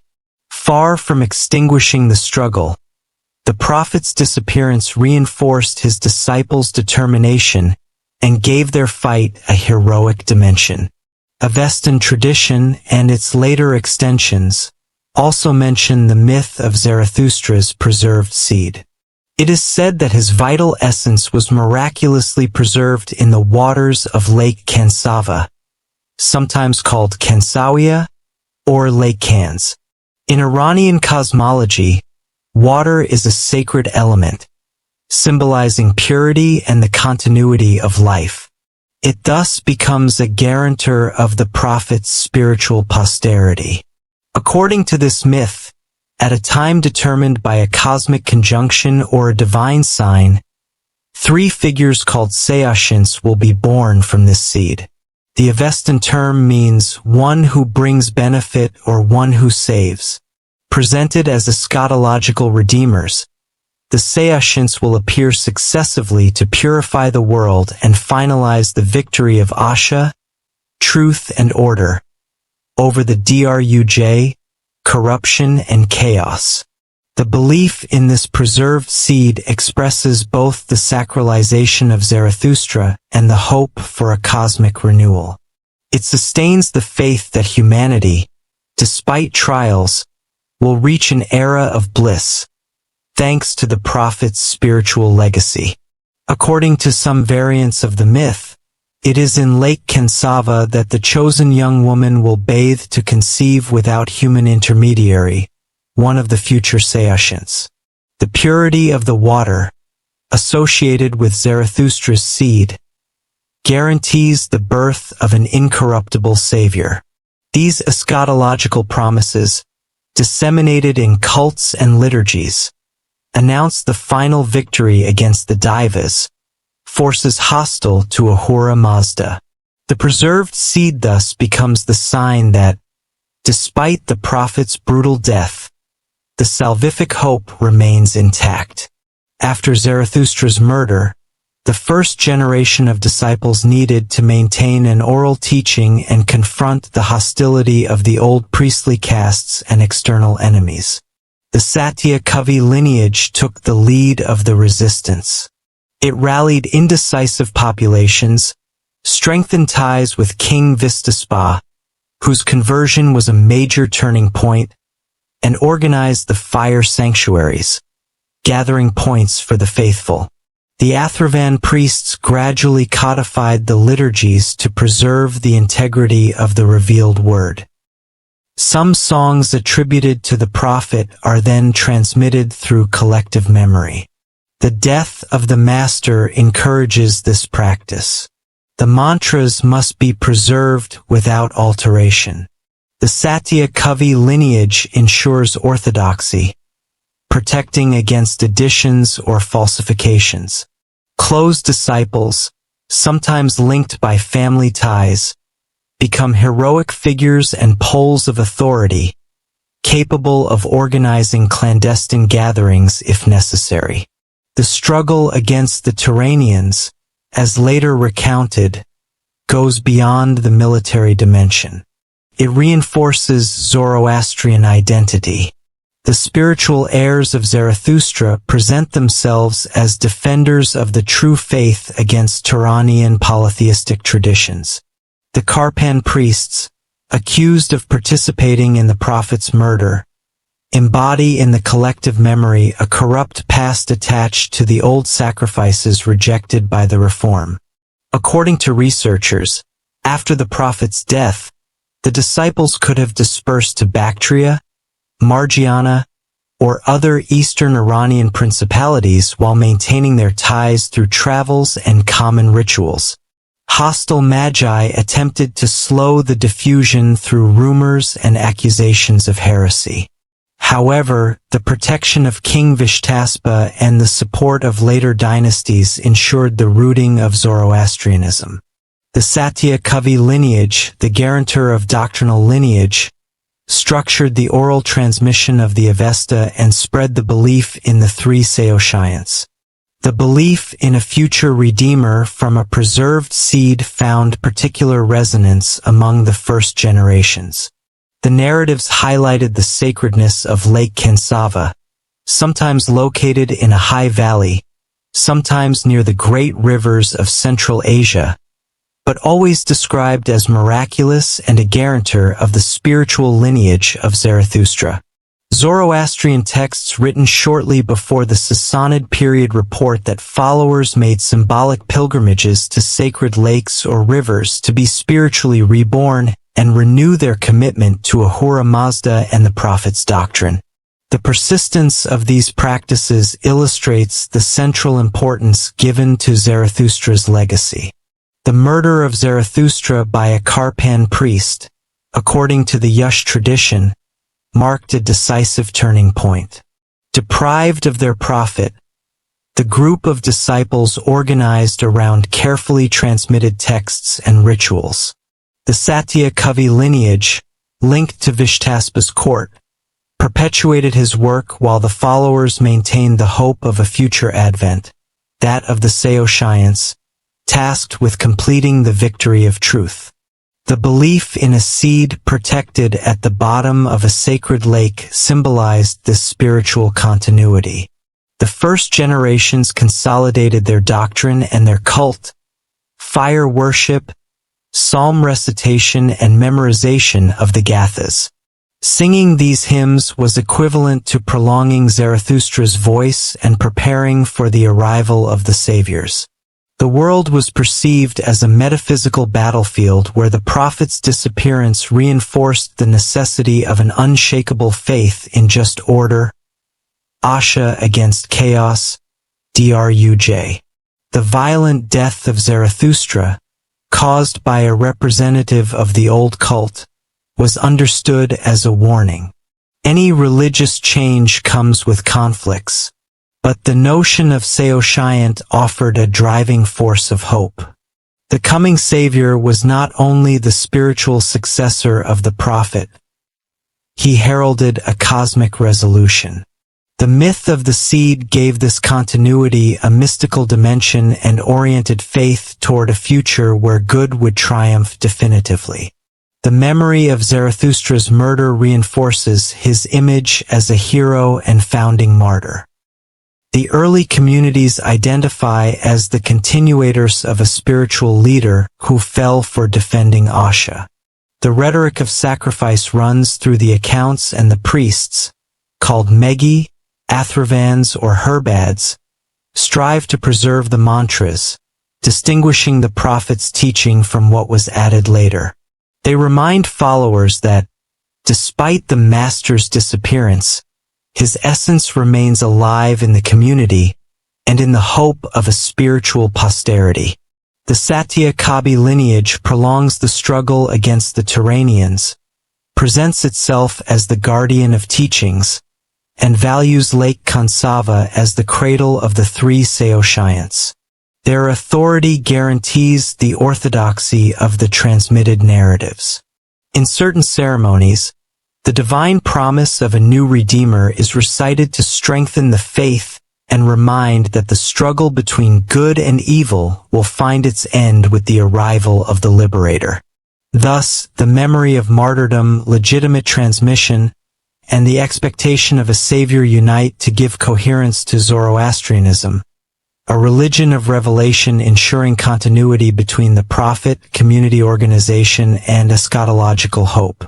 In the early times, believers intensified their prayers to Ahura Mazda and the Amsha Spenta. Services became commemorations, recounting the ultimate battle of Zarathustra against the murderous Karpan, and each lit flame affirming his presence. The recitation of the Gathas was codified, and the idea imposed itself that tradition must one day be recorded in writing. It is in this context that the myth of the preserved seed takes root. One can kill the man, but not extinguish the light he revealed. This seed, conceived as an intangible and real part of the prophet, ensures the coming of the three Saoshyants, future sons of Zarathustra, each tasked with restoring order in critical periods. The pain of loss then becomes a driving force. The Satya Kavi lineage, supported by political leaders and believers scattered across the Iranian plateau, pursues the cause of Asha. Nourished by faith in the preserved seed, the first generation, marked by persecution, forges the foundations of an imperishable religion, destined to grow stronger and spread. At the beginning of the first millennium before Christ, the northwest of Iran and part of the Iranian plateau were occupied by various Indo-Iranian groups, including the Medes, organized into clans and principalities. Mentioned by Assyrian sources since the 9th century BCE, they did not yet form a unified empire, but developed their own identity. Under the authority of tribal leaders and local dynasties, they forged alliances and built a more coherent political organization. Their religion, still diverse, combined beliefs linked to natural forces, solar cults, and a pre-Iranian pantheon. Open-air sanctuaries hosted rituals centered on fire and animal sacrifices. The teachings attributed to Zarathustra were already circulating, but in a partial and doctrinally heterogeneous manner. In this context appears the term Magoi, known by the Greeks, which likely designates the medium priestly order. Herodotus, in the 5th century BCE, describes the Magi as a tribe dedicated to religious services and expert in the art of sacrifices. The word Magish, in Old Persian, evokes spiritual power and esoteric knowledge. The Magoi practiced complex rituals mixing hymns, sacred fires, and astrological observation. Their prestige also rested upon the adaptation of Vedic or Proto-Zoroastrian formulas to their culture. The influence of Zarathustra remains uncertain, but certain rituals, like the Hauma cult, seem reinterpreted around notions of purity and the fight against Druj, the forces of deceit. In the 7th century BCE, the Medes grew stronger. Leaders like Diocles and Phortes attempted to federate tribes against the Assyrians. Xerxes, king between 625 and 585 before Christ, consolidated this power and founded a kingdom sometimes called the Median Empire, although its unity remained fragile. The Magoi played a central role there. They officiated in the sanctuaries, interpreted omens, and legitimized the sovereign. At court, the idea of a supreme god, Ahura Mazda, symbol of order and wisdom, gradually spread without erasing the old cults. Fragmentary inscriptions indicate that the opposition between cosmic order and chaos, an essential concept of Zoroastrianism, was already being discussed. When Median power collapsed before Cyrus II, known as Cyrus the Great, around 550 BCE, the Achaemenid Persian Empire extended from Central Asia to Anatolia. Cyrus, from the Achaemenid dynasty, claimed both Persian and Median heritage. He retained certain administrative structures and integrated Median priests, including the Magoi, into the religious and political apparatus. These magi sanctified the king's power while being influenced by Zoroastrian teachings. Fire rituals, once intermittent among the Medes, became central at the Achaemenid court. The prestige of the priests increased, reinforcing the spread of ideas like respect for purity, the importance of truth, asha, and the disapproval of deceit. Liturgical reforms began under Cyrus and continued under Darius Thusters, who reigned from 522 to 486 BCE. The documentation is sparse, but hints suggest that the abolition of human sacrifices was a significant measure during this period. The sacred fire, a symbol of purification and a manifestation of Ahura Mazda, gained a major place in ceremonies. According to the Greek historian Xenophon, the king regularly offered libations at sunrise before a fire maintained day and night by priests. These priests imposed strict prohibitions to avoid any defilement. The fire became a symbol of the state, associated with the monarchy and royal legitimacy. This cult was integrated with older deities as part of a syncretic policy. Mitra, the god of light and oaths, was presented as the protector of contracts and guarantor of justice, aligning him with Asha. Anahita, the goddess of waters and fertility, retained her sanctuaries and role related to rivers and springs in keeping with the Zoroastrian emphasis on the purity of elements, especially water. The Achaemenid Persians did not seek to abolish these cults, but to incorporate them into the veneration of Ahura Mazda. The fire cult gradually took on a public and administrative dimension. Official fires were maintained in strategic cities, overseen by a clergy from the Median Magoi and Persian priests. Celebrations at the equinoxes and solstices brought together elites, reaffirmed the unity of the kingdom, and proclaimed the sovereign's legitimacy.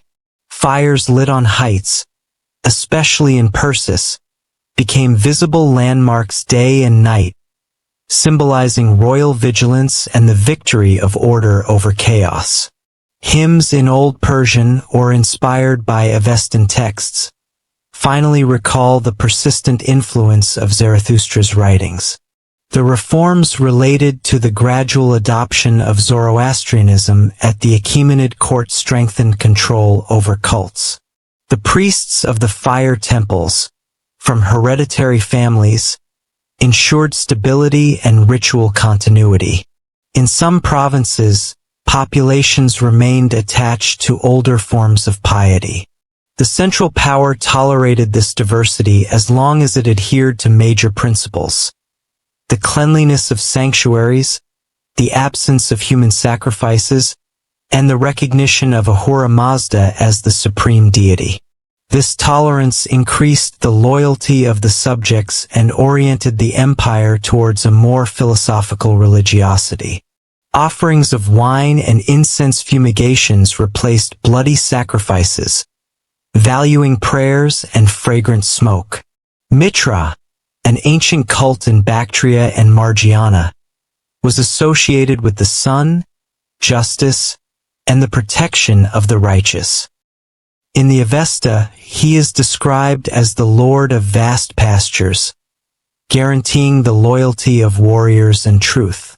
His role aligned with the imperial ideology which made the king a servant of truth under Ahura Mazda.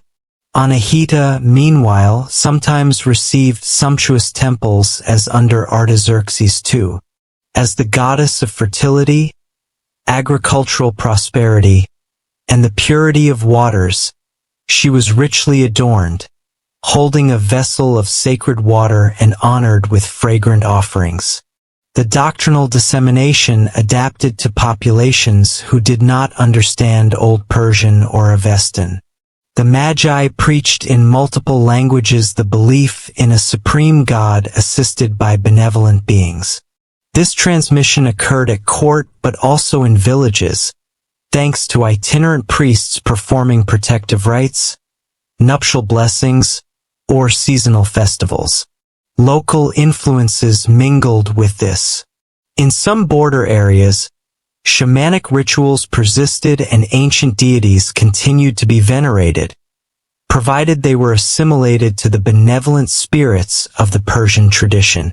Under the reign of Darius I and his successors, the Achaemenid Empire extended to Egypt and the Indus Valley.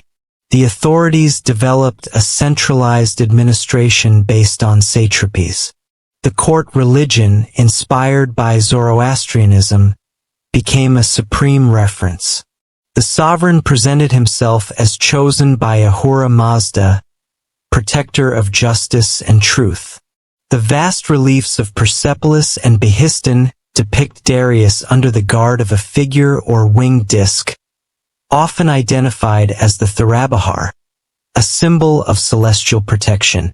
Even without an explicit formulation of good-evil dualism, the emperor appears as invested with a mission to maintain order in the face of chaos and falsehood. The spread of this religion among the Medes and Persians remains partial. Some regions retain their local traditions.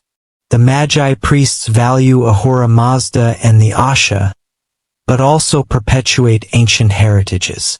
Greek authors like Plutarch emphasize their magical dimension, describing them as sorcerers or astrologers. In reality, their role focuses on the purity of the elements and fire rites, with astronomy mainly used to determine festivals or support political and military decisions. Under Darius I, human sacrifices disappear, marking a religious turning point. Fire becomes a ritual, identity, and political symbol, legitimizing royal authority in the name of divine truth. Ancient deities like Mitra and Anahita find a place in this new framework, allowing the unification of old beliefs and imperial cult. The Magi adapt as mediators between polytheism and faith in Ahura Mazda. Tolerant of local cults, the Achaemenid Empire promotes this religious syncretism, which will have a lasting influence on subsequent Iranian dynasties, all required to maintain a sacred fire and proclaim their fidelity to the supreme god. In the second half of the 6th century before Christ, the Achaemenid Empire emerges under the leadership of Cyrus the Saint, known as Cyrus the Great, king from 559 to 530 before Christ.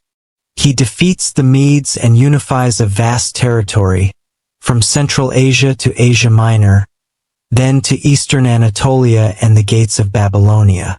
The place of Zoroastrianism under Cyrus remains debated. The inscriptions mainly mention a supreme god, later identified as Ahura Mazda. This name is clearly asserted under Darius the Thars, king from 522 to 486 before Christ, and his successors. Official texts present Ahura Mazda as the source of sovereignty and guarantor of royal legitimacy without exposing a dualistic discourse. The major example is the Behistun inscription, commissioned by Darius shortly after his accession to the throne. Engraved in Old Persian, Elamite, and Akkadian, it recounts his victories over usurpers and attributes his power to Ahura Mazda, the greatest of the gods. This text, pure political propaganda, emphasizes the king's divine protection, but ignores the moral theology of the Gathas. Under Darius, Xerxes the Thar 486 to 465 and Artaxerxes the Thar 465 to 424, Ahura Mazda remains the tutelary deity, source of prosperity. Xerxes had several inscriptions engraved at Persepolis and Nashi-Rostam glorifying the deity. They do not yet mention the struggle between Asha, order, and Druj, lie, but affirm imperial unity around a protector god of the King of Kings. This discourse must be placed in the context of a multi-ethnic empire encompassing Persians, Medes, Babylonians, Egyptians, Lydians, Phoenicians, Jews, and Greeks of Asia Minor. Imperial management relies on religious tolerance. Each satrapy keeps its cults, while the power promotes an imperial cult around the king and Ahura Mazda.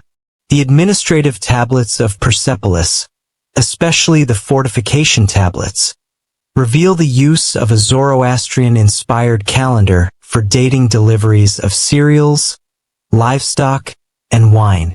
The months bear names that will become typical of the Avestan tradition. These archives also mention the maintenance of fire temples through distributions of barley and purification rituals ordered by the central power. The sacred fire thus appears as an imperial symbol without reflecting a uniform orthodoxy. Practices vary according to the regions. In Egypt, conquered by Cambyses II, son of Cyrus, around 525 BC, the local cult was tolerated. The Achaemenid pharaohs, while mentioning Ahura Mazda in their Persian inscriptions, represented themselves as legitimate rulers according to Egyptian tradition, dressed in pharaonic costume and presenting themselves as sons of the gods. Xerxes and his successors maintained this dual stance. In the western satrapies and in Babylonia, native temples and priests persisted, financed by funds provided for their maintenance. The empire formalized the veneration of Ahura Mazda, but without imposing an exclusive cult. In the Levant, this tolerance allowed the reconstruction of the Temple of Jerusalem under Darius I, attested in the Book of Ezra. Herodotus, born around 484 and died around 425 BC, notes that the Persians do not erect divine statues. They venerate the sun, the moon, water, and fire and pay homage to the sky in the open air. His remarks, although limited, reflect the persistence of aniconic rituals and a fire cult centered on a supreme god. This policy included maintaining local sanctuaries as long as they remained loyal to the king. Exceptions existed. Xerxes damaged the Asagial temple in Babylon after a revolt in 482 BC, and Egyptian uprisings were suppressed following the death of Darius. But overall, the Achaemenid bureaucracy was flexible. Tax exemptions for prestigious sanctuaries, funded restorations, management entrusted to notables integrated into the administration. The role of Zoroastrian priests at the court remains uncertain. Greek sources refer to magi, describing Medes or Persian priests linked to fire and various rites. Some may have been Zoroastrians, but official acts limit references to Ahura Mazda, without mentioning a unified canonical corpus. The Magi appear as advisors, astrologers, and officiants of sacrifices, but their exact function remains unclear. Finally, major festivals were based on the Persian calendar, such as Nowruz, the New Year celebrated at the spring equinox. The Persepolis archives attest to special distributions of rations, clothing gifts, and presents during seasonal festivities. These gatherings around ritual fires reinforce the unity of the Iranian populations while respecting the diversity of the conquered regions.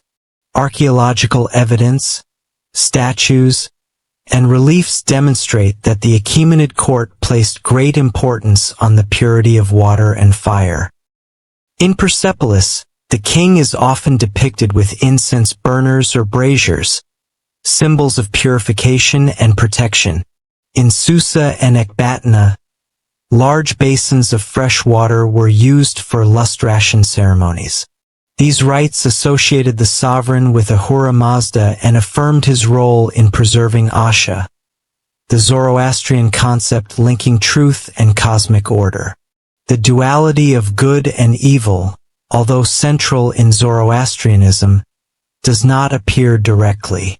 Some believe that this opposition was not yet fully formulated at the time, while others suggest that the kings avoided highlighting a moral conflict that could divide an empire founded on the coexistence of beliefs. This strategy went hand in hand with a policy of religious tolerance. The monarchs allowed the continuance of Mesopotamian, Egyptian, or Anatolian cults, except in cases of revolts. Ahura Mazda was still presented as the source of royal power. The Persians and Medes saw this as an extension of the tradition of Zarathustra, while the Babylonians continued to honor Marduk. In Asia Minor, the Greeks of the Ionian cities in Lydia and Curia had to recognize the authority of the great king and pay tribute, without any religious ideology being imposed on them. Zoroastrianism was mainly transmitted culturally, through Persian settlers and soldiers. A few Iranian sanctuaries appeared, but Greek cults dominated. In Egypt, despite the presence of Persian administration and settlers, the traditional cult largely persisted. Priests kept their functions as long as they respected royal authority. Zoroastrianism, perceptible in royal inscriptions invoking Ahura Mazda and Old Persian or Elamite, was not imposed. Egyptian temples remained active, and Persian spiritual influence was mainly limited to the elites and the Iranian diaspora. Thus, speaking of a state Zoroastrianism under the Achaemenids requires nuance. The inscriptions of Darius I and Xerxes clearly show an imperial cult to Ahura Mazda, centered on fire, an Iranian calendar, and a priestly hierarchy.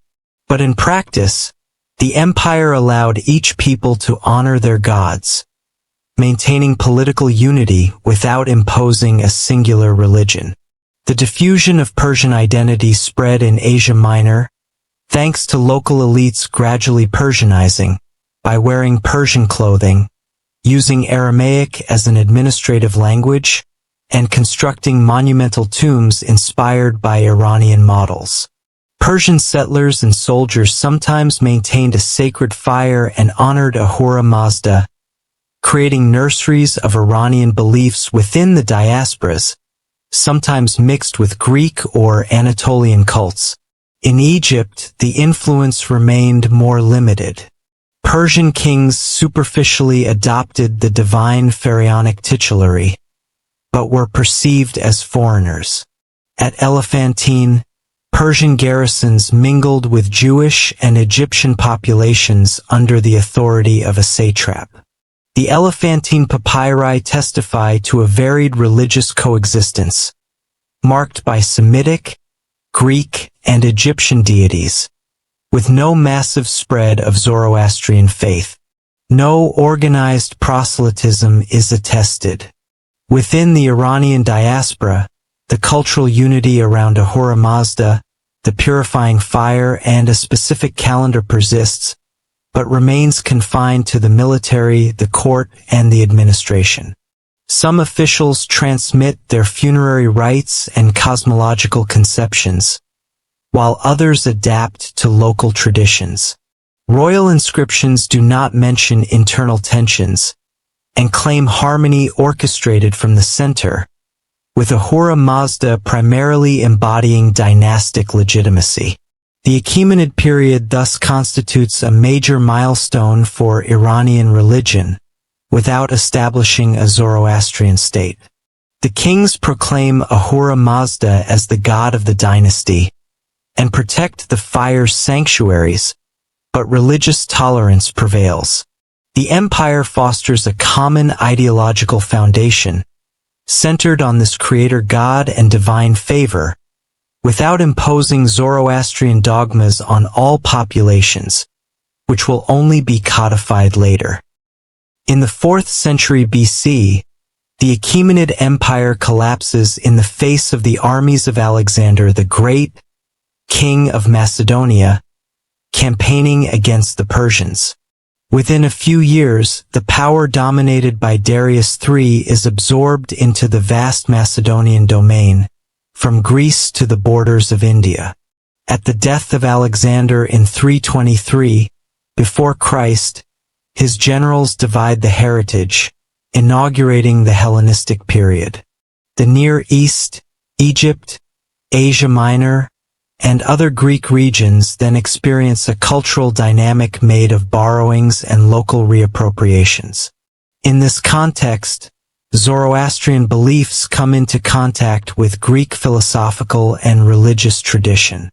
Philosophers, astrologers, and historians take an interest in the Persian formulations of the sacred, while the Seleucid court sometimes favors the fusion of cults. The memory of Alexander, deified by some successors, inspires stories and legends about warrior kings. Zoroastrianism then undergoes the influence of Greek metaphysical speculations, Chaldean magic, and new forms of Mediterranean astrology. Greeks sometimes assimilate Zarathustra to a wise or magician figure.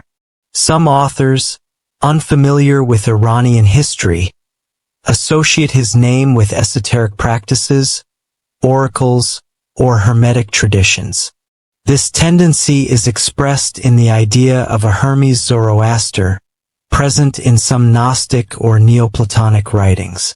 The rapprochement between Hermes, the messenger of the gods and patron of esoteric sciences, and Zarathustra, founder of a major Eastern religion, symbolizes the fascination exerted by the priests of Iran. Since classical Greece, the word mage refers to Persian priests renowned for their mastery of invisible forces. This reputation confounds the prophetic wisdom of the Gathas with Babylonian astrology and the deciphering of celestial signs.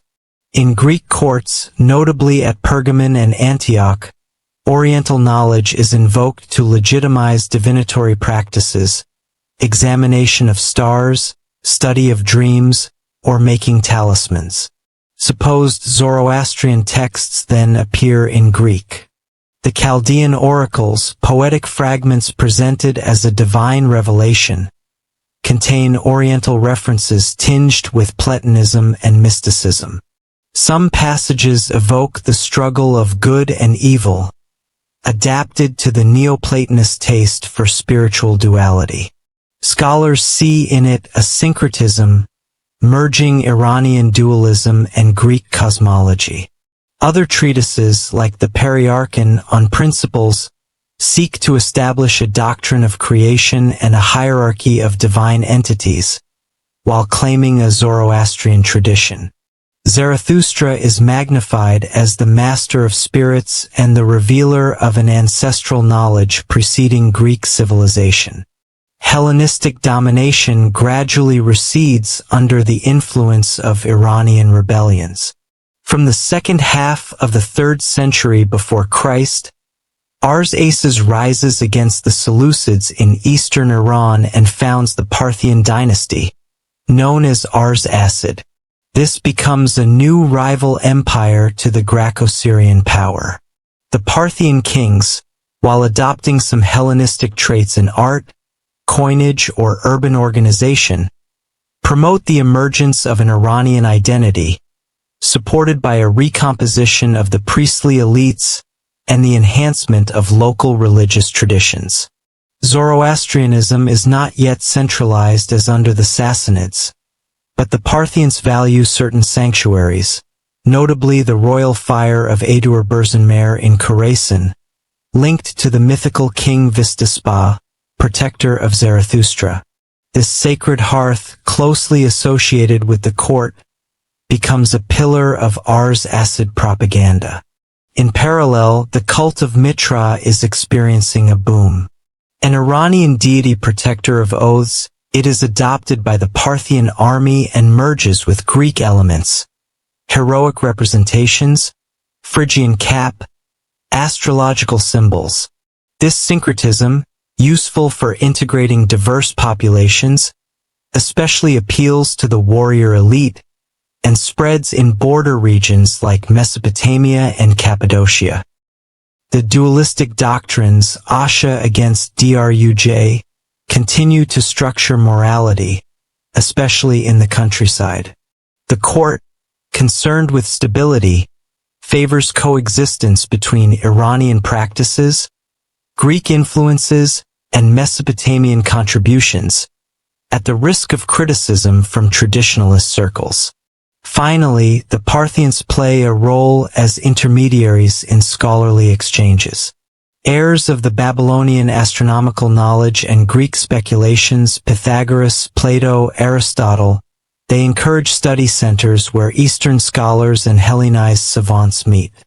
Zoroastrian priests thus associate the Iranian concept of Asha with the geocentric view of the world. This heritage consolidates the place of astrology in later Zoroastrianism, without the stars becoming objects of worship. Intellectually, the Parthian period reflects the reality of the empire in texts in the Parthian language and in the Avestan oral tradition. Priests preserve and transmit doctrinal fragments, enriched with commentaries adapted to the context. Greek influences appear in the use of a philosophical vocabulary and in allegories of light and darkness. Mystical currents like Orpheism and Pythagoreanism offer parallels with Zoroastrian eschatology, purification of the soul and promise of immortality. This conjunction favors conceptual rapprochements between Hellenic and Iranian traditions. Later, the Neoplatonist tradition mobilizes the figure of Zoroaster to justify discourses on the transmigration of the soul or theurgical rituals, although these concepts are absent from the primitive Avesta. The Parthian rulers, while consolidating their territories, encouraged the construction of sumptuous sanctuaries intended to rival Greek temples. Ionic or Corinthian columns stand alongside Iranian symbols, like the winged disk or the image of fire. Remains reveal ritual banquets and the consumption of sacred drinks, similar to Zoroastrian hauma or Greek libations. This aesthetic and cultural synthesis illustrates the flexibility of the empire, capable of absorbing various cultural traits without standardizing its realm. Cosmopolitanism favors hybridizations, such as the assimilation of Anahita to Artemis or Aphrodite. However, some centers defend a purer Zoroastrianism, especially in peripheral areas, less exposed to Hellenistic influences. Tribal chiefs cultivate an Iranian identity centered on Ahura Mazda and the worship of the sacred fire Atash.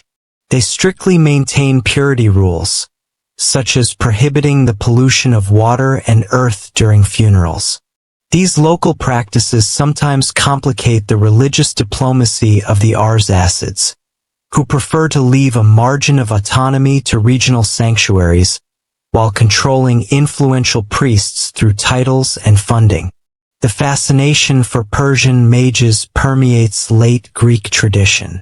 Diodorus of Sicily and Plutarch mention encounters, real or imagined, between Greek philosophers and Iranian priests. Zarathustra becomes a tutelary figure associated with ceremonial magic, hermeticism, and the secrets of nature. Zoroastrian funeral rites with the exposure of bodies on dakmis, towers of silence, intrigue Greek authors who see in them a special relationship with the purity of the earth.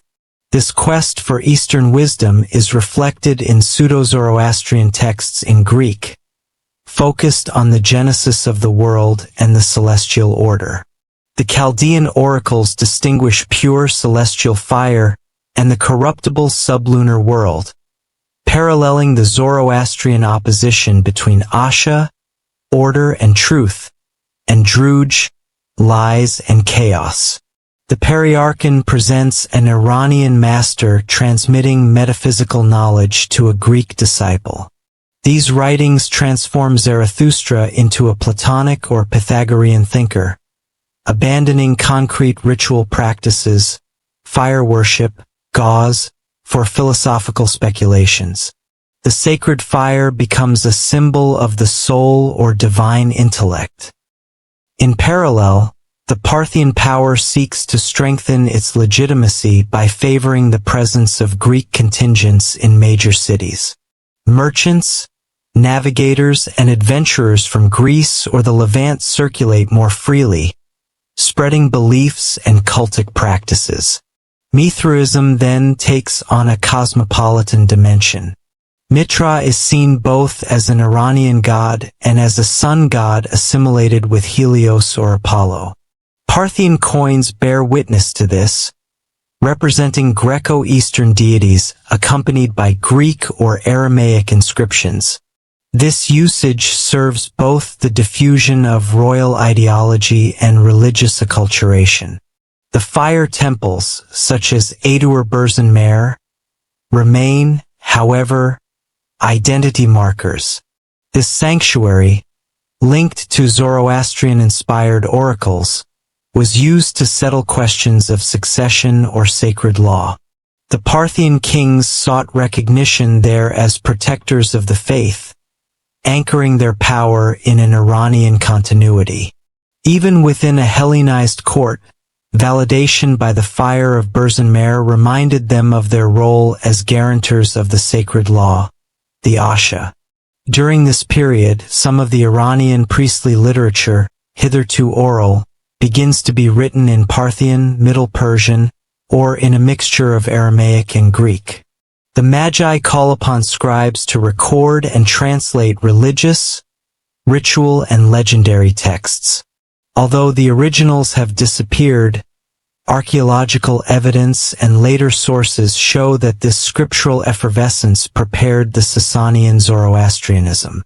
The Parthians thus serve as a cultural springboard, while imposing a dialogue between Iranian traditions and foreign influences. This dynamic contributes to the contrasting perception of Zarathustra, a monotheistic prophet for some, an air mage of Chaldean secrets for others. In the 3rd century, the Sasanian Empire was born under Ardashir the Tarfs, who reigned from 224 to 241 after overthrowing the Ars Acid dynasty. From its inception, the Mazdean religion, the cult of Ahura Mazda, transmitted by Zarathustra, receives a privileged status. The religious dignitaries work to codify and centralize the still largely oral traditions to give Zoroastrianism a solid and official base. Two figures stand out, Kardir or Kurdir and Tansar, who contribute to the development of a unified version of the Avesta and the organization of a strict priestly hierarchy. In this context, the great Middle Persian chronicles such as the Bundahishan, the Denkart, or the Wizadagia Izatsparam also appear. Meanwhile, the Sasanians persecute Manichaeans, Christians, and some Buddhists. Finally, religious architecture asserts itself through fire temples, Atashpuram, and towers of silence, Dakma, which durably mark the Iranian landscape. Ardashir the Firm, eager to unify his empire under a political and spiritual authority, relied on Tansar, an influential priest. He undertook to gather the Zoroastrian traditions then dispersed, heritage of the Achaemenid and Parthian era, where the Avesta had not been written down. With the king's approval, he confiscated the ritual texts, kept by various priestly circles, eliminated inconsistencies, and laid the foundations of an official corpus, the embryo of the vulgar Avesta, a standardized version recited throughout the empire. A few decades later, Kardir, high priest under several reigns, amplified this work. His rock inscriptions at Nakshi Rajab and Nakshi Rustam present him as the architect of an imperial Zoroastrianism. He clarified the doctrine, reinforced the social order, and associated royal power with religious orthodoxy. But his project also involved the repression of minorities, Manichaeans followers of Mani in the 3rd century, Christians often assimilated to the Roman Empire, and to a lesser extent, Buddhist communities of Central Asia. Under Tansar and Kardir, the Avesta took a form divided into prayers, liturgical texts, prescriptions, and cosmogonic narratives. The recitation was done in late Avestan or Middle Persian. The clergy was organized into a strict hierarchy, the Mobd, supreme leader, the Erbd, in charge of teaching and rites, and the Magish, a broader term designating the priests. In parallel, several works in Middle Persian developed Sasanian theology. The Bundahishan, or Original Creation, describes the work of Ahura Mazda and the intrusion of Ahriman. The Denkart, Religion's Deed, forms an encyclopedia mixing commentary on the Avesta, morality, law, and mythological narratives. The Wizadaji Zatsparam, attributed to the priest Zatsparam, takes the form of questions and answers on theology and discipline. These writings bear witness to intense intellectual activity and a desire to adapt Zoroastrian revelation to the realities of a multi-ethnic empire. Sasanian centralization is reflected by strong intervention in religious matters. As the Avesta is codified, and the priestly hierarchy is organized, tolerance towards competing cults diminishes. Manichaeism, founded by Mani in the mid-3rd century, causes concern with its dualism rivaling Zoroastrianism. Under Bahram III, who reigned from 273 to 276, Mani is arrested and executed in 276. The high priest Kardir claims in his inscriptions to have suppressed heresies. Christians also face restrictions, especially during periods of war against Rome and Byzantium. Under Shapur II from 309 to 379, waves of persecution target the Church of the East, accused of Roman sympathies. Monasteries are closed, bishops executed, like Saint Simeon Bar Sebe. Buddhists, less present, are also affected, though their presence is primarily limited to Central Asia. Zoroastrianism is also asserted through sacred architecture. Fire, the pure symbol of Ahura Mazda, is honored in specialized temples. The most sacred is the Atashpuram, fire of victory, obtained by collecting and purifying several fires. Once consecrated, it becomes the soul of the sanctuary, maintained day and night by trained priests. The temples, built on heights or in protected places, house the flame in a closed chamber. The public can access it after ablutions and ritual garments to maintain purity. In the province of Fairs, majestic buildings sometimes host the emperor himself. During major festivals like Nowruz or Marigan, these sanctuaries become the heart of collective life, and some kings erect temples to commemorate victories or dynastic events. Strictness extends to funerary rites.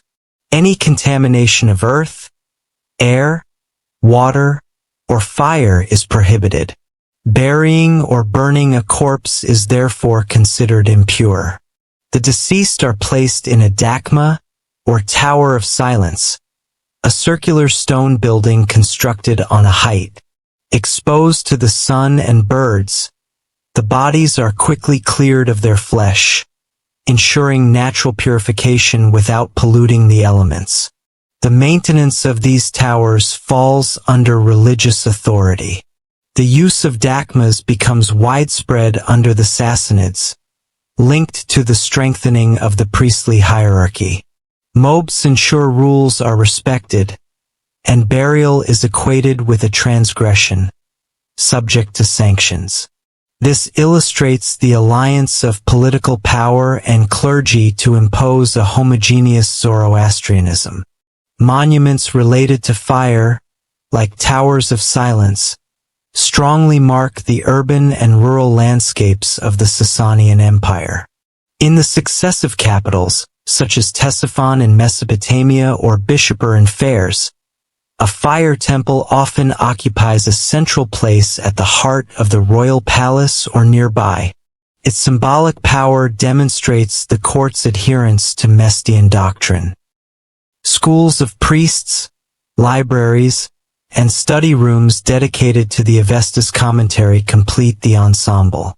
Narratives describe processions where the sovereign, clad in royal attire, kneels before the fire, receives blessings, and reaffirms the union of the throne of Iran and the doctrine of Zarathustra.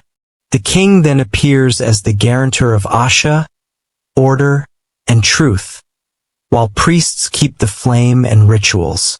The major annual festivals like Nowruz in spring, or Turgan in honor of Tishtreya, the deity of rain, illustrate this centrality of fire. Secondary flames drawn from the main Atashbiram are lit. The population gathers to pray, read the Avesta, and offer branches of wood or aromatic plants symbolizing purity.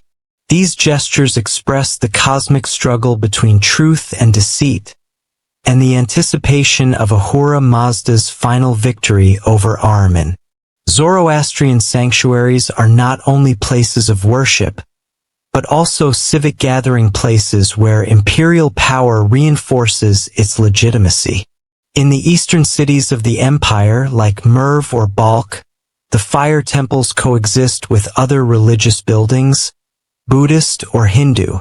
However, the hierarchy established by Kardir, Tansar, and their successors ensures the supremacy of Zoroastrianism. Official inscriptions recall the glory of the kings, in direct connection with Ahura Mazda, equating any other spiritual allegiance with defiance against the crown. Imperial officials, often trained in the doctrine, thus ensure cohesion between administration and clergy. This system extends to the countryside and large agricultural estates, where priests supervise village practices. Sources also mention internal rivalries within the clergy, with the title of Mobid and Moabd, Mobid of Moabs, being highly coveted. The disputes concern the assignment of duties, the distribution of sacred revenues, or the priority in ceremonies. Kings arbitrate these conflicts according to their interests. Kardir, for example, rose due to his closeness with Hormuz I, Bahram II, and Narseh, but had to face rival clans.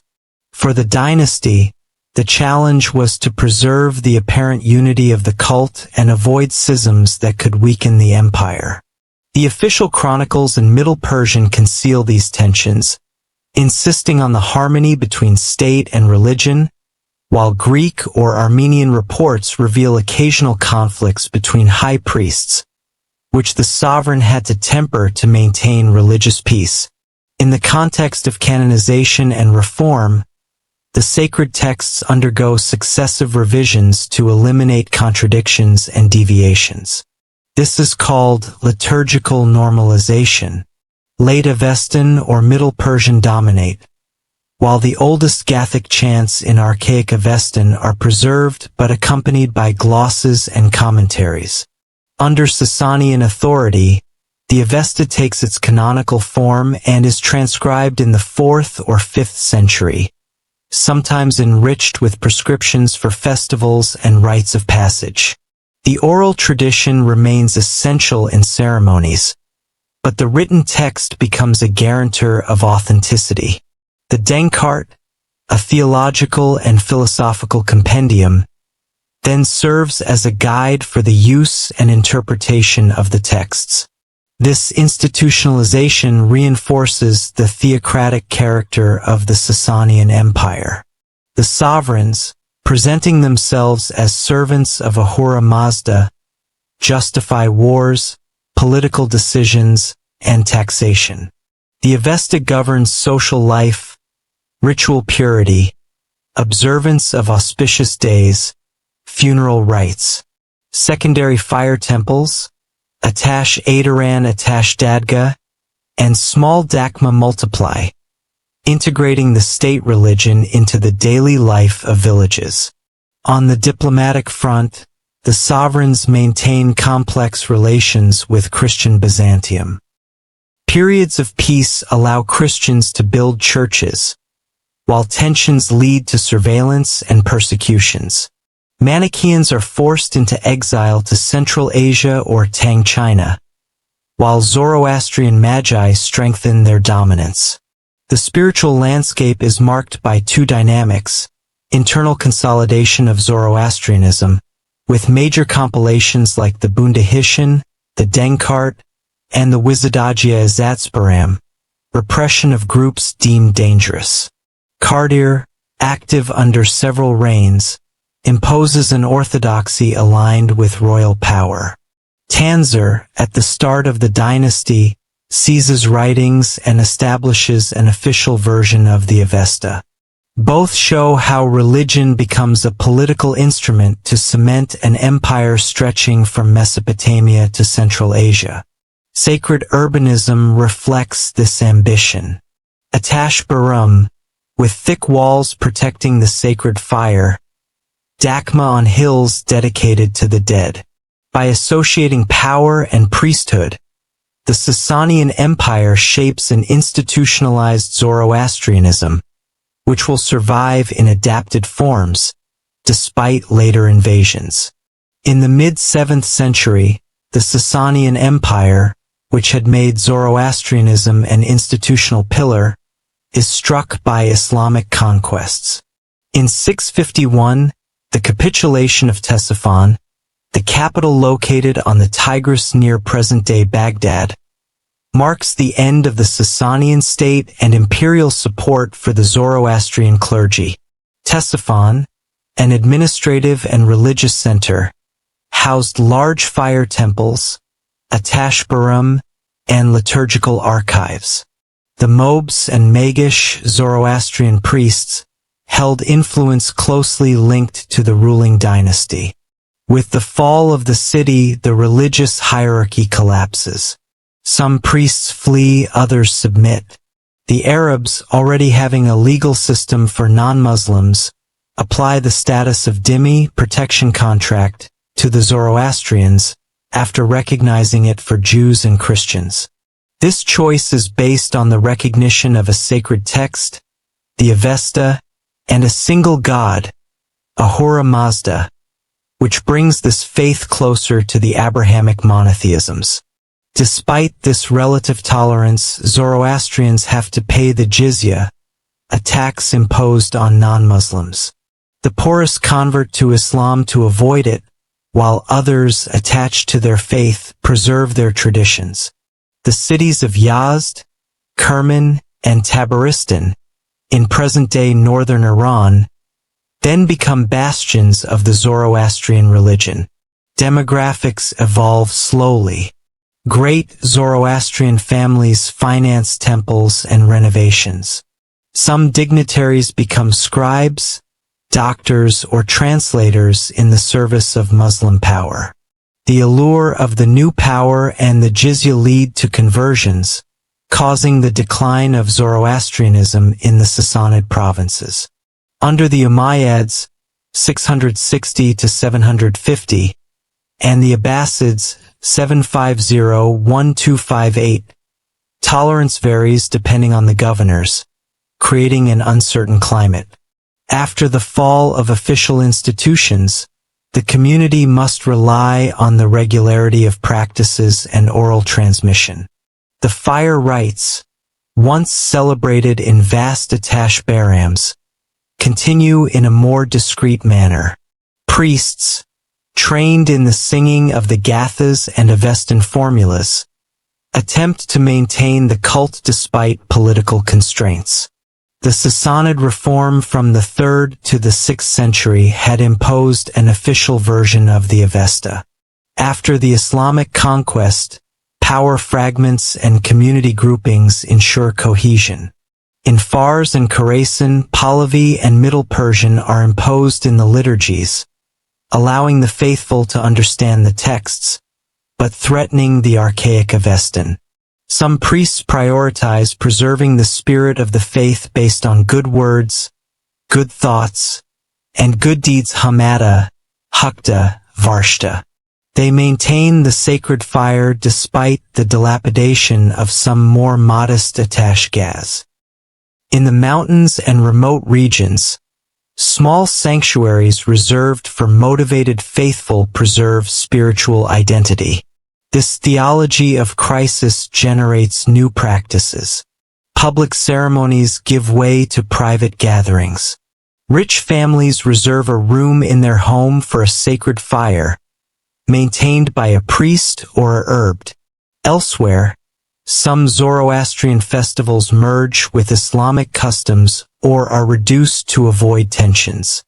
Yazd in the center of Iran became the main refuge for Zoroastrians. Dubbed the City of Towers of Silence, it still preserves dakmas, circular structures where the dead were exposed to vultures. The desert's isolation and a certain local tolerance allowed communities to preserve their customs there. Kerman and Tabaristan also hosted groups that lived for several centuries in relative peace, depending on the goodwill of Muslim governors or judges. From the 8th century onwards, the demographic decline intensified. Part of the people, weakened by wars and the Sassanid economic crisis, adopted Islam.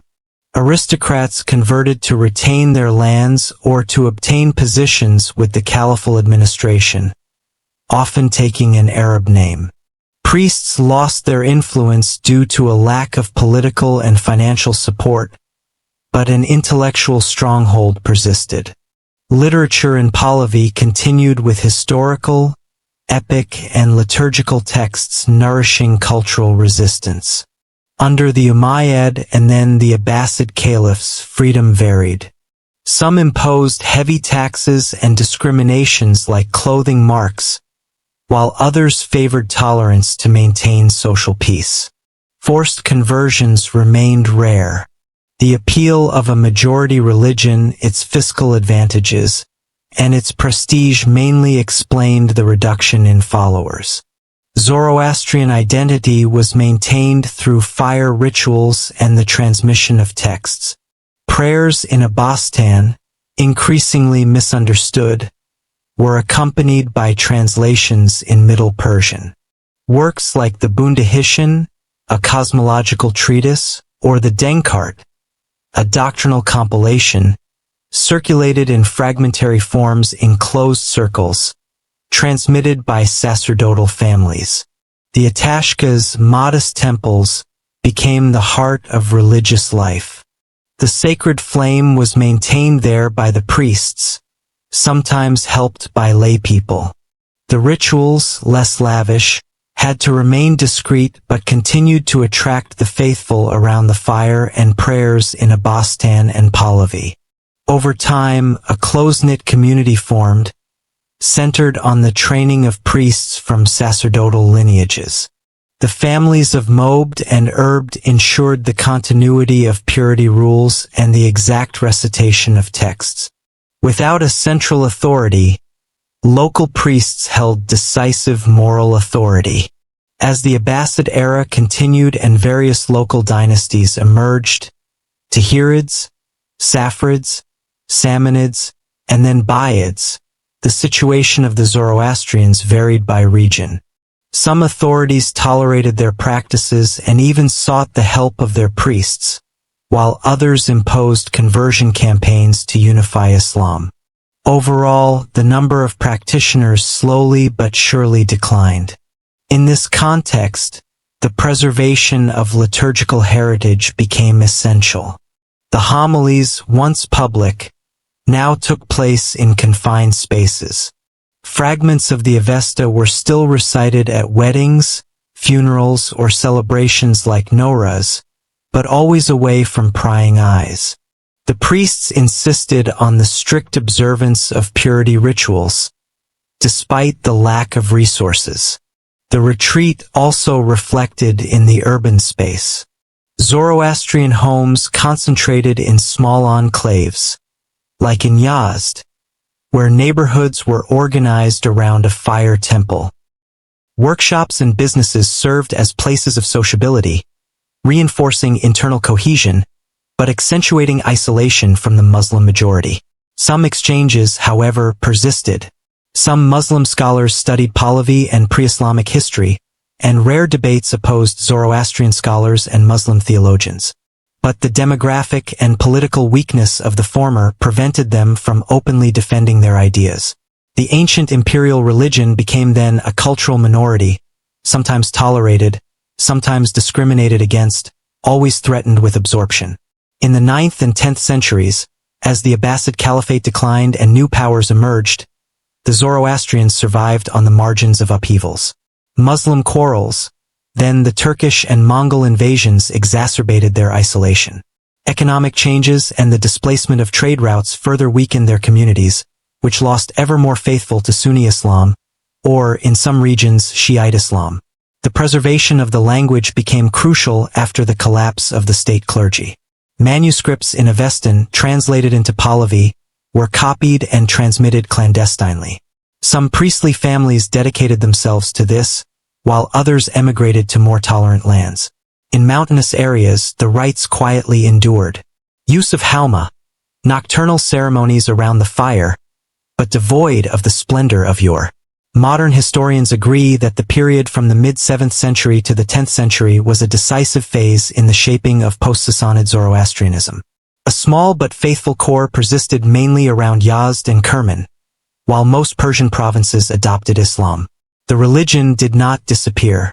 It survived in limited pockets, thanks to the fervor of the faithful and the dedication of the priests, who preserved the essence of the faith.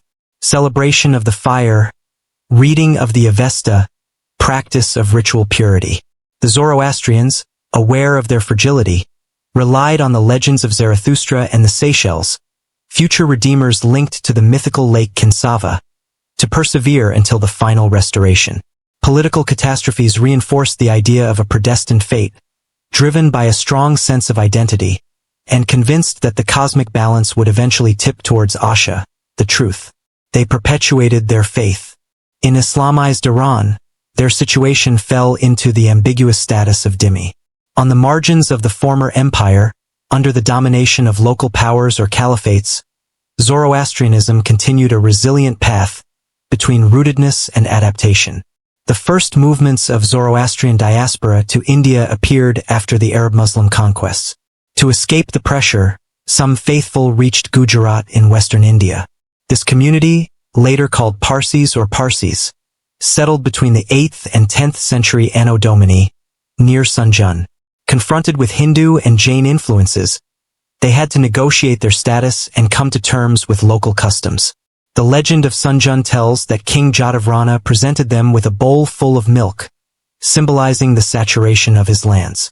In response, a Zoroastrian leader poured sugar into it, showing that their presence would sweeten society without overflowing it. Charmed, the king granted them hospitality, on the condition that they adopt the local language, avoid forced conversions, and respect civil customs. Gradually, they built places of worship to maintain the sacred fire and preserve their rituals. Gujarat, located on important maritime routes, favored their economic development. Engaged in the navigation and trade of spices and textiles, the Parsis earned a reputation for reliability and became trusted intermediaries between East and West. When the Mughal Empire expanded in the 16th century, they strengthened their role in supply and finance networks. Their prosperity allowed the structuring of communities around sacred fires and religious councils. During the Mughal period from the 16th to the early 18th century, some Parsis became bankers and court merchants to the emperor and dignitaries. In recognition, the Mughal nobles sometimes granted them tax privileges and secured trade routes. Their influence also manifested in architecture, with constructions funded by Parsi notables in Surat and other ports on the west coast. Meanwhile, their philanthropic commitment was demonstrated by founding schools, hospitals, and charitable buildings open to Zoroastrians and local populations. The later British presence brought new dynamics. From the mid-18th century, the English East India Company firmly established itself in India. The Parsis, already facilitators of maritime trade, reinforced their role. In Bombay, now Mumbai, they became indispensable in naval armament, shipbuilding, and import-export. Prominent families like Wadia, Tata, Pati, or Kama prospered and contributed to urban modernization. They founded cultural institutions, promoted the arts, the press, and spread Western education. During the British Raj, many Parsis attained influential positions while preserving their religious identity. They built fire temples, codified their ritual practices, and adopted British administrative and legal elements. This prosperity in India was accompanied by dispersion towards Central Asia, notably Xinjiang and Western China. Zoroastrian communities, settled or passing through on the Silk Road, left traces in the Turfan region. Archaeological remains reveal fire temples and places of gathering. These populations, under Chinese, Turkish, or Uyghur dominance, adapted to political and economic realities, sometimes taking refuge in isolated areas. Texts mention fire rituals and liturgical techniques similar to those of Iran or India. With dynastic changes, most of these centers declined, leaving rare communities whose trace dissolved into Central Asia's cultural plurality. In parallel, from the 17th century, the West rediscovered Zoroastrianism. Merchants and travelers paved the way, followed by Jesuit missionaries keen on understanding local beliefs. The image of Zarathustra then mingled with other Eastern traditions. Missionaries present in Goa and elsewhere in India encountered prosperous Parsi. Theological discussions and disputes prompted them to collect documents and text fragments to send back to Europe. The real turning point came in the 18th century with Abraham Hyacinth and Cadel Dupron. This young French linguist embarked on a journey to India in 1754 to study sacred Zoroastrian texts. After learning Persian and other local languages, he acquired manuscripts preserved by the Parsis. Returning to Europe, he published a Latin translation of the Avesta in 1771 called Avesta, the first substantial presentation of these writings to the European public. His work marked a major milestone in Iranian studies and fueled scholarly interest in Eastern wisdom. In Enlightenment Europe, this discovery sparks the imagination. In France, Germany, and England, philosophers and poets are enthused by ancient Persia, sometimes perceived as a primitive monotheism or an alternative to the Abrahamic religions. Voltaire mentions Zoroaster several times to illustrate tolerance and religious diversity. At the beginning of the 19th century, Romantic Orientalism extends this fascination. Goethe, in his West Eastern Divan, evokes the wisdom of Zarathustra, contributing to the literary prestige of the prophet as an archetype of ancient and profound spirituality. Lord Byron, in his literary explorations, is seduced by images from the Orient. His interest in Iranian culture and its epics helps establish in the public mind the impression of a mysterious and grandiose world. The evocations of mages or fire priests reinforce the aura of Zarathustra as a sage, popularizing the idea of a cult of good fighting against dark forces, often at the cost of simplifying stereotypes. This enthusiasm culminates at the end of the 19th century with Friedrich Nietzsche, who publishes Also sprach Zarathustra between 1883 and 1885. Inspired by the name and figure of the prophet, Nietzsche constructs a character bearing his vision of the superhuman and a radical transformation of values. His Zarathustra is not a faithful presentation of Zoroastrianism, but a poetic and philosophical embodiment of his reflections on morality, the will to power, and the overcoming of man. Nietzsche chooses this name because, in antiquity, Zarathustra had been credited with an original moral dualism. He thus becomes the herald of a reversal intended to reject Christian morality and any dogmatic transcendence. This appropriation, which popularized the name Zarathustra in the West, also led to confusion. Many readers, ignorant of Iranian history and the Gathas, believed they were discovering the ancient doctrine when it was a philosophical reinvention. Specialists in Zoroastrianism have often pointed out this discrepancy. The tumultuous reception of the work shows how Zoroastrian Persia served as a support for European projections. Subsequently, academic interest in the Gathas and ancient Iranian culture strengthened to differentiate the authentic heritage from romantic or philosophical interpretations.